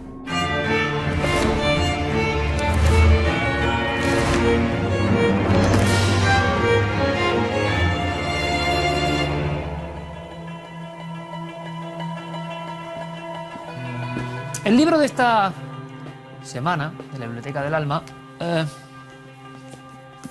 podría ser ampliado por muchos conceptos. Es decir, sobre esto hay libros tan buenos y merece la pena adentrarse en ellos. Elijo este porque a mí me impactó bastante y porque seguía una senda por parte sobre todo de David Lewis Williams, de investigación de la antigüedad con claves un poco diferentes. Siempre, eso sí, hay que decirlo, desde la pura ortodoxia. No hablamos de cuestiones fantásticas, pero claro, si uno entra dentro de algunas etapas del periodo humano, se va a dar cuenta de que el misterio está. He querido simplificarlo, porque el libro tiene algo de densidad, con el misterio que para mí es el neolítico. Misterio hondísimo, de verdad. Decía el siempre tan mencionado maestro aquí, Félix Rodríguez de la Fuente, que algo pasó en el neolítico, en la época de la piedra nueva. Resulta que la humanidad vivía en las cavernas, quizá tenemos una imagen demasiado idílica, no tenía que ser tan idílico, porque combatir con tigres y dientes de sable o otras criaturas o las propias tribus era parte de la vida cotidiana. Hay un momento en la historia en que las cavernas se sellan, se cierran, se taponan y ya no se vive de esa forma, ni se pinta de esa forma, ni se cree de esa forma. Ese cambio parece que los historiadores tenían claro que se sucedía más o menos en el 6000 a.C. ¿Qué está pasando con el Neolítico? Como está pasando con toda la historia humana, que los hallazgos van retrasando la fecha y convirtiéndolo evidentemente en más enigmática. Yo lo voy a confesar, cuando supe por vez primera, gracias a Carmen, que me puso unas fotografías de la existencia del tan mencionado también aquí complejo de Göbekli Tepe en un neolítico muy temprano, pensé que eran un fraude, pensé que eran una fantasía. ¿Cómo es posible? Ciudades o templos o estructuras de mucha gente que ya no están en las cavernas y que tienen unos 12.000 años. ¿Será posible? Pues claro que es posible. Es el Neolítico. En ciertas zonas del mundo el hombre ha cambiado su proceder. Y lo que nos interesa, parece que hay otros personajes que también les han ayudado a que ese salto se produzca. Verán, por ejemplo, Göbekli Tepe, donde se habla en este libro de él, desde luego, son unas grandes construcciones en forma de T de piedra, aparecen unos grabados rarísimos, pero nos llama la atención que en esa zona también surgen las imágenes, las representaciones de los primeros dioses. Me estoy imaginando aquellos hombres y mujeres y niños que vivían en las cavernas en contacto con la naturaleza, pero que tenían también sus dioses, convirtiéndolos en piedra, en escultura, en monolito. Es impresionante. Parece que estaba en un pequeño altar. Me imagino la visión casi desértica y remota de esa zona del planeta Tierra y aquel dios, con un cuello parecido al cuello de Pico de la ciencia ficción, con unos ojos plomizos oscuros de obsidiana y, como pudimos comprobar en vivo, con unos dientes que asomaban solo dependiendo de la luz. Seguramente la luz, las llamas, las antorchas y aquel ritual en aquel lugar de piedra tenían mucho que ver para que ese dios extrañísimo, de aspecto como que venido del cielo, se podría decir, cobrase vida. Y esa idea, la del cambio brutal en la vida del hombre y la aparición de los dioses casi en 3D, es importantísima. Ocurrirá poco a poco en toda esa franja de la antigua Anatolia. ¿Qué podemos ver ahora? Pues podemos ver que de pronto a esos hombres, mujeres y niños que antes simplemente cazaban para alimentarse al día, alguien les ha enseñado algo muy sorprendente, pero algo que sigue coleando hoy, es importante en esta industria de hoy. Están sembrando, están preparando con cierta matemática y cierto conocimiento sus cosechas.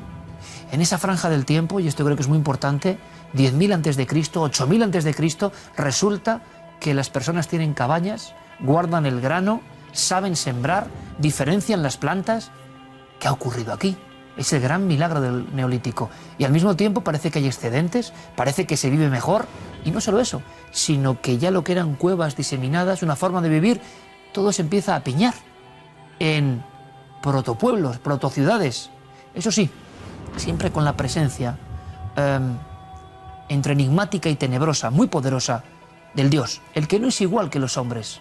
Esa figura que nosotros vemos ahora mismo en ese hombre de Balikligol o en ese hombre que parece venido de los cielos. El hombre cree ya, el ser humano cree ya, con su agricultura, con sus medios, con sus primeros pueblos, que alguien vino de fuera y les dio esas lecciones básicas para ser, ojo, lo que hoy somos. Y claro, esos dioses pedían más. Esto sí que es extraño. Hay un momento en que esos dioses de ojos oscuros, de cuerpo imponente, hieráticos, parece que piden sangre. Se especula mucho, pero también en esta zona aparecen las calaveras de niños, los primeros sacrificios, no solo en Göbekli Tepe, sino en Nebali Choré o Cataluyuk. ¿Qué está ocurriendo? El hombre se postra ante el dios. Ha empezado un juego que tiene mucho peligro. Los dioses piden tributo. Y a partir de aquí y en esta zona comienza una tradición sangrienta que va a continuar y que sigue hoy viva en muchos pueblos. ¿No seguimos matando por la religión? ¿No seguimos matando por el dios que sea?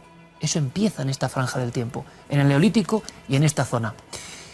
Teorías hablan de, sí, esos hombres obligan a niños, obligan a mujeres, obligan a veces a guerreros a dar su sangre ante ese Dios sin misericordia que ya forma parte de la vida y que lo gobierna todo.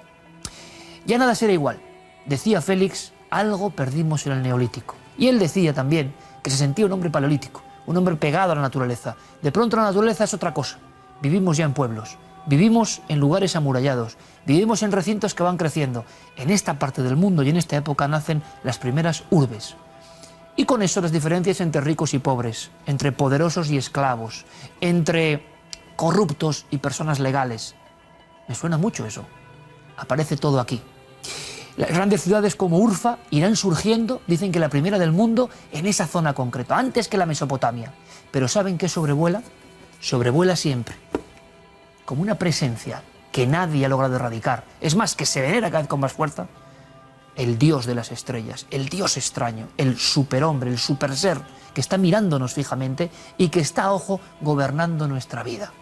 A partir de este instante, la moral, los dogmas, los preceptos, las leyes a cumplir serán fundamentales. Se ha producido el gran cambio. Vemos las grandes ciudades y casi por encima, oteando los cielos, algo que siempre va a estar ahí y que sigue estando. La llegada, la irrupción de los dioses. Esos dioses nos enseñaron cosas fundamentales para que hoy vivamos como vivimos, todavía hoy. Pero también nos trajeron un terror, también nos trajeron las guerras de religión, también nos trajeron las batallas. El mundo había cambiado y todo había comenzado dentro de la mente neolítica, como se llama este libro, que es uno de tantos sobre esta franja del tiempo que sin duda parece que es clave. 10.000 antes de Cristo, quédense con ello. ¿Será el momento en que llegaron los dioses positivos por un lado y negativos por otro? ¿Seguimos siendo un poco esclavos de los dioses? Estos libros son siempre para hacerse preguntas, ¿verdad? Nosotros proseguimos, continuamos con muchas más cosas, con mucha más información interesante en Cuarto Milenio. Vamos a hacerlo con algo que les puede sorprender. Lo hemos llamado Sobre el Terreno.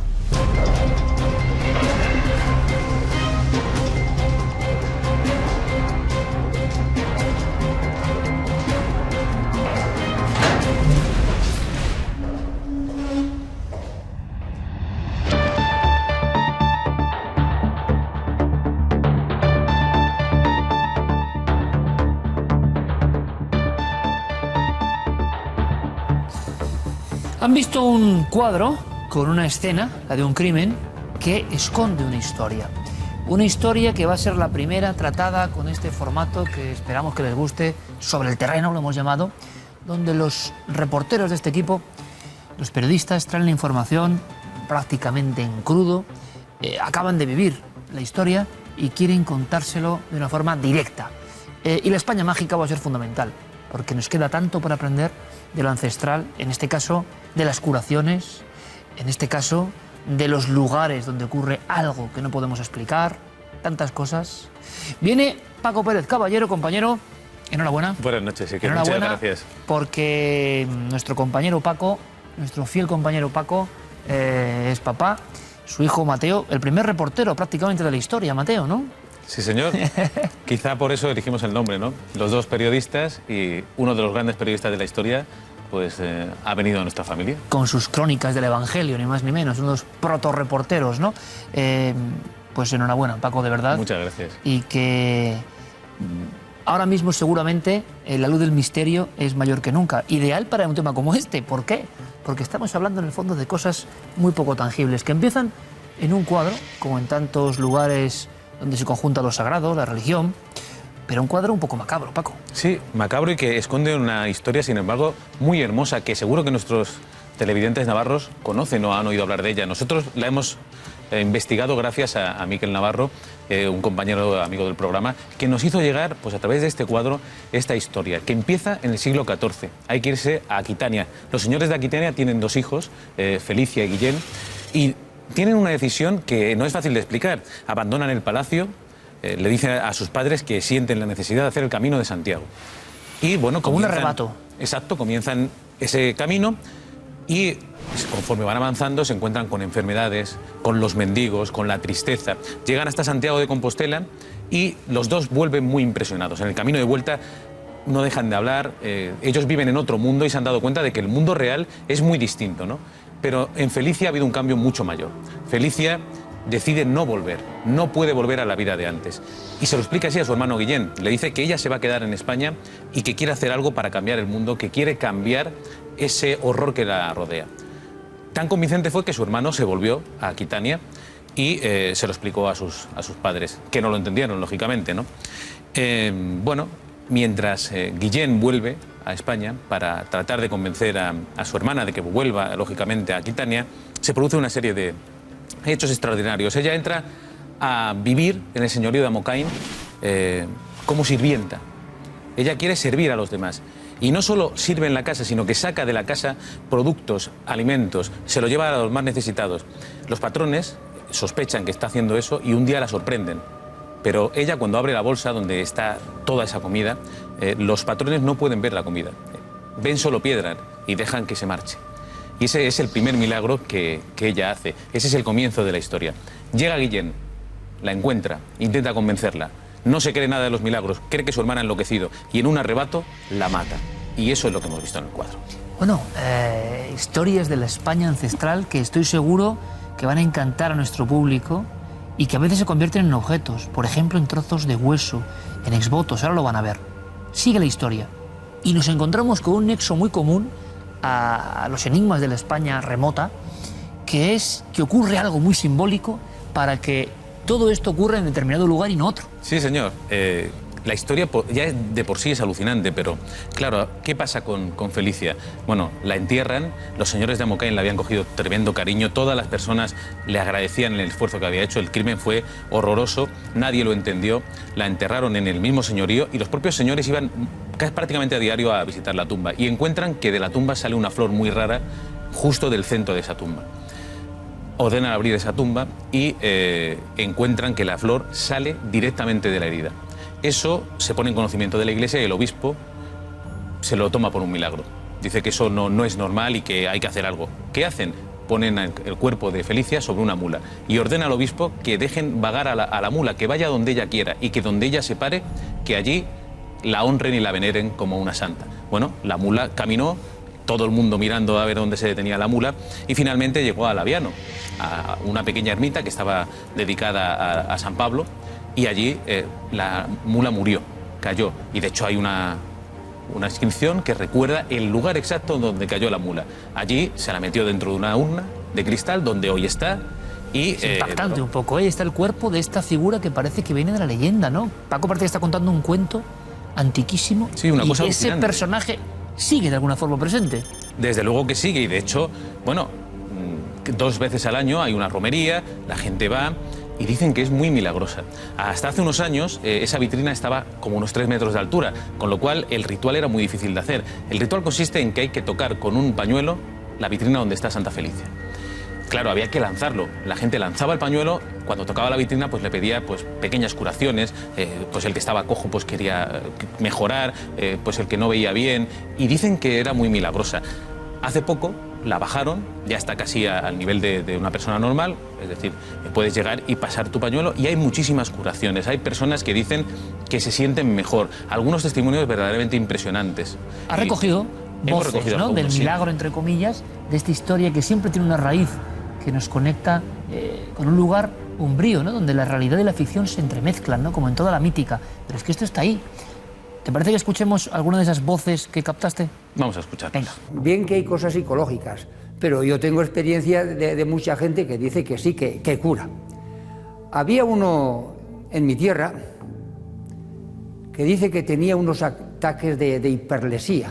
Y en aquellos tiempos, claro, venía un invitado y le metían debajo de la escalera, le llevaban con los cerdos, y para que no le viera nadie, claro. Y la madre estaba un poco avergonzada también. Y dice, le voy a llevar a Laviano. Y un buen día le trajo a Laviano. En ese momento tuve un ataque terrible, pero a partir de entonces dice que no ha tenido ni uno. Siempre he venido con mucha fe. Y siempre, nunca dejaré de adorar, siempre pasaré el pañuelo, siempre lo tengo de un año para otro. Yo, en el año 2000, me detectaron un tumor en la cabeza y no sé, y yo, como he tenido siempre fe y tengo y tendré, pues yo pedía y no sé, pues para los 8 días estaba en casa. Yo recuerdo de siempre un señor que venía al Labiano, que era cojo, y que en casa contaban cómo su madre lo trajo cuando era pequeño porque le iban a cortar la pierna y no se la cortaron. Luego entonces parece ser que eso algo hay. Todo aquí tiene un límite y la medicina también. Hay gentes pues que pasan por lo público, por lo privado, por la seguridad social, con grandes médicos y grandes cirujanos de un estilo y de otro, y no se curan, ¿no? Esto está bien, esto es patente, ¿no?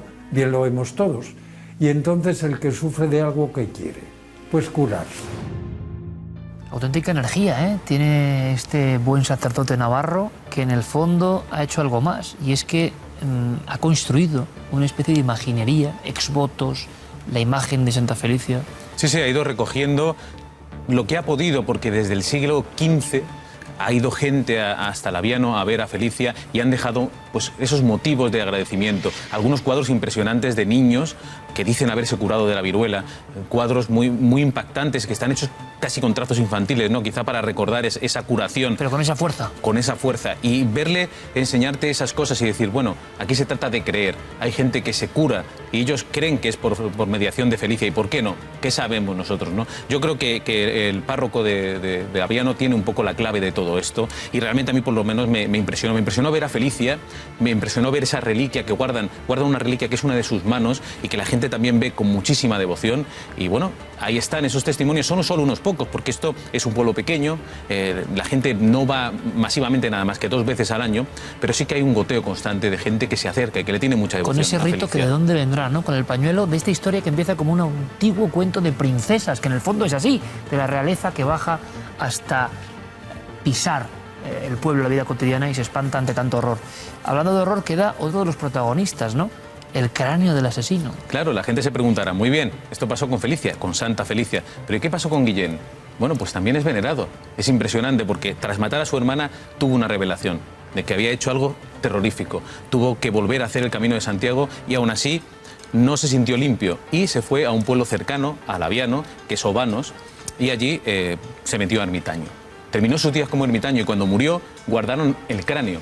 El cráneo recubierto de plata, hoy se conserva y durante muchísimos años se ha repetido un ritual que consistía en pasar el vino por ese cráneo y los feligreses directamente lo bebían. Decían que era muy curativo.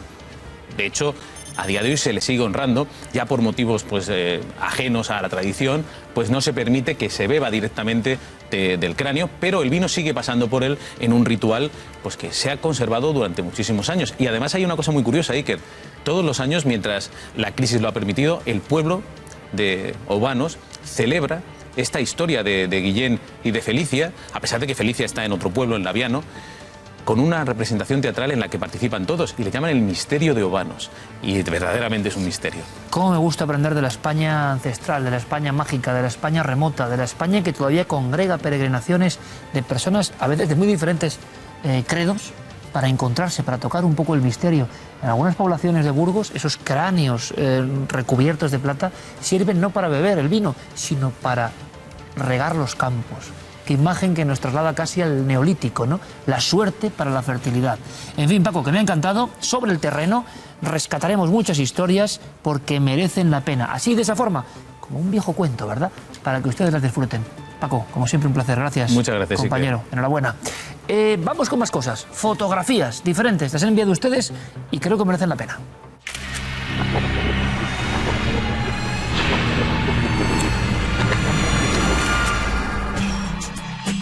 La primera fotografía de esta semana nos la enviaba Joana Elizabeth Céspedes.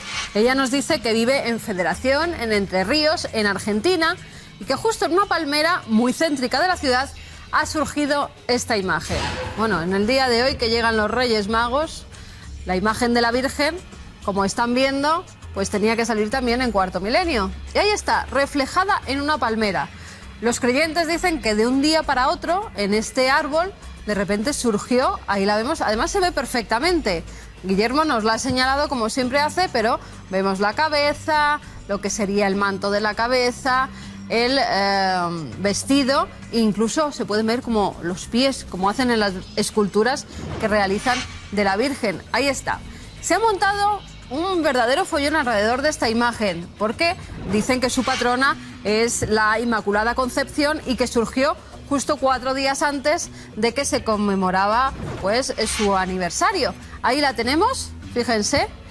Han tenido que cercar la palmera porque son ya tantos los fieles que van a rezar, que van a poner velas, que el ayuntamiento ha decidido que bueno, que la va a dejar así hasta que esa imagen quiera irse tal y como ha venido, pero que mientras van a hacer procesiones incluso alrededor porque creen que se trata de una verdadera aparición mariana que quiere dar una señal.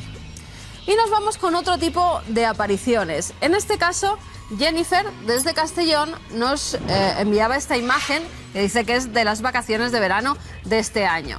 Como vemos, un lugar vacacional muy conocido. Ella hace una fotografía por todas las luces que hay en esos edificios y de repente, ¿con qué se encuentra? Ella dice que con una bruja. Y la verdad es que parece una bruja volando, ¿verdad? Y que con el halo de la luna, pues ella cabalgando en su escoba, se ha reflejado ahí su perfil. La realidad, según nos cuenta Guillermo León, es que con las nubes se ha formado esa imagen brujeril y que simplemente es una pareidolia, aunque de las más curiosas que hemos recibido en Cuarto Milenio. ¿Se acuerdan ustedes de esas imágenes que también emitimos de brujas volando que no se sabía muy bien qué eran? En este caso hemos logrado descifrar el enigma. Si tienen fotografías tan impactantes como esta, 2 vías de contacto a través del correo electrónico cuartomilenio@4.com, nuestro apartado de correos 18189 con el código postal de Madrid 28080 y además ya saben que tienen que buscarnos en las redes sociales en Nave del Misterio.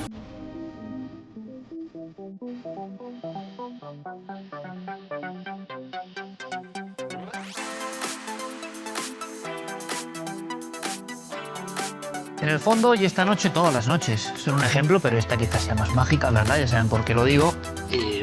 Representan un enfrentamiento entre nuestra cordura y nuestra sensación de cerebro mágico, entre la racionalidad y la fantasía. Yo creo que ambos mundos son buenos.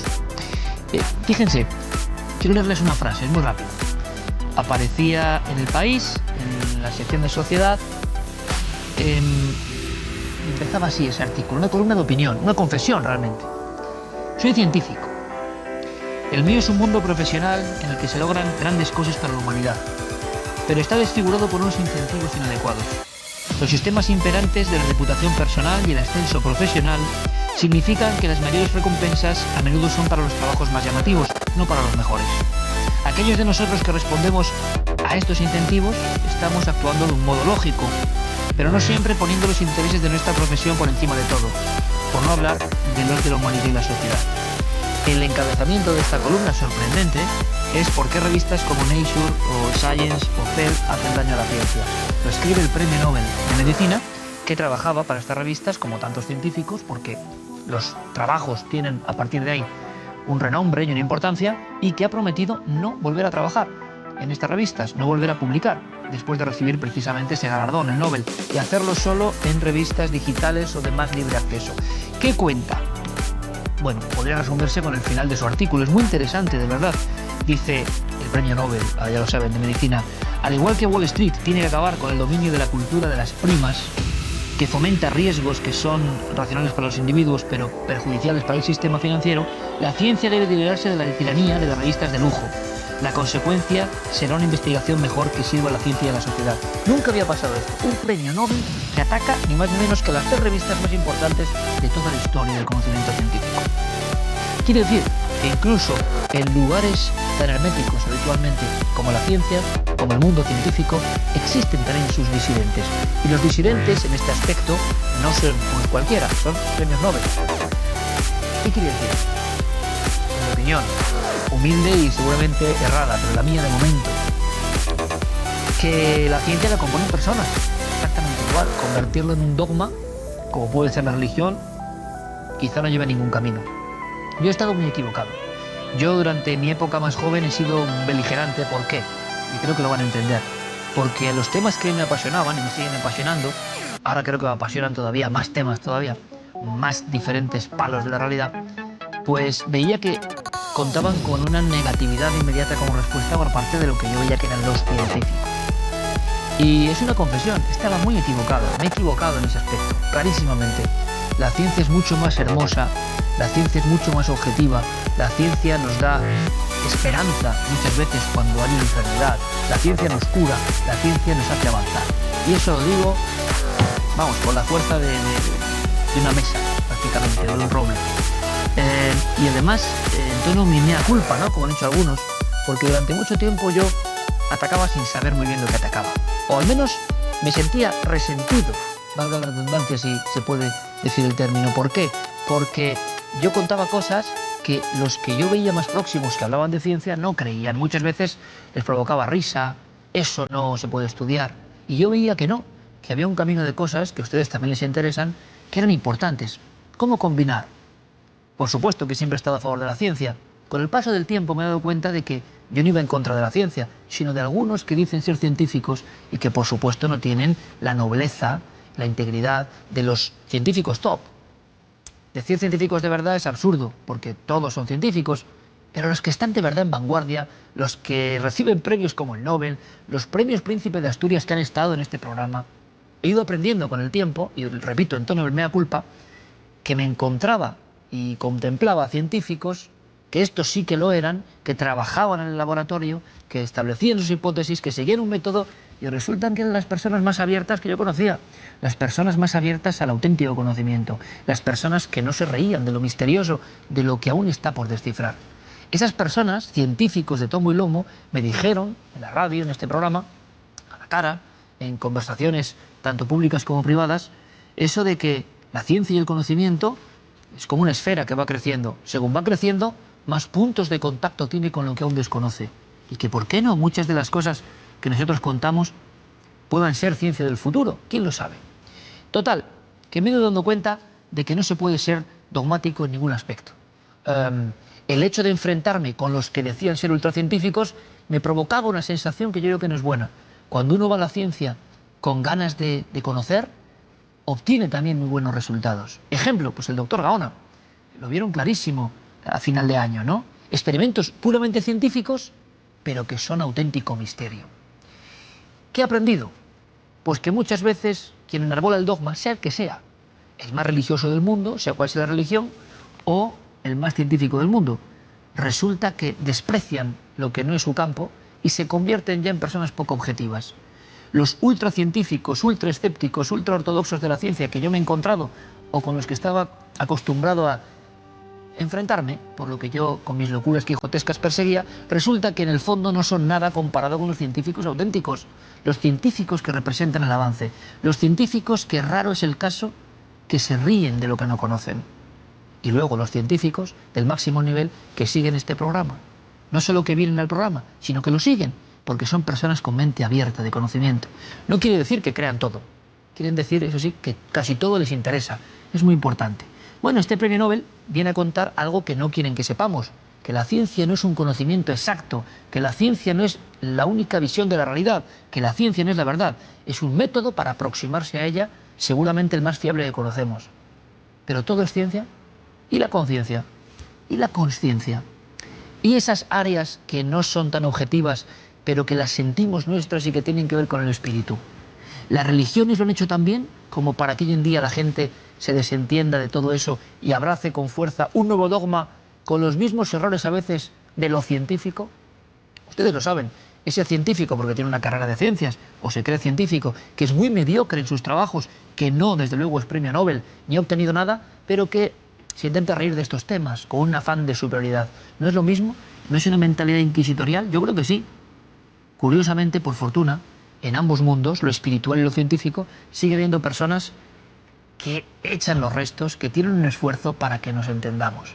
Yo estoy en esta fase. Creo que la ciencia es muy positiva y creo que el misterio también lo es. Ejemplos como estos disidentes, entre comillas, que dicen, cuidado, que la ciencia no es perfecta, no es exacta, hay también sus disputas, hay también sus tejemanejes, hay también sus enchufismos, hay también sus intereses económicos, también, digo yo, hay que leerlos y escucharlos, porque los que creen que la ciencia es la verdad directamente, esto no quieren que lo sepamos. Todos los mundos son muy complejos, todos absolutamente. Por tanto, la verdad a veces está mucho más lejos de lo que creemos. Yo he aprendido en este proceso, en estos años, no soy tan sanguíneo como antes, no me enervo como antes, sonrío e intento aprender de todo el mundo. Tan malo es un científico ultraortodoxo que no cree en nada, como el crédulo a ultranza que ya piensa que la ciencia es negativa, que le domina. Esa gente luego es la que acude a la ciencia cuando tiene un gran problema. En fin, que vamos aprendiendo cosas, que es lo importante, ¿no? Lean, si pueden, esta columna que publicó El País de este premio Nobel, porque en el fondo los seres humanos, sus tragedias, sus disgustos y sus noblezas están en todas partes. La ciencia, que es humana, también. Hasta dentro de 7 días, amigos, y que, siendo muy espirituales, esta noche les traigan muchos regalos, esos seres que por supuesto que existen. Hasta dentro de 7 días.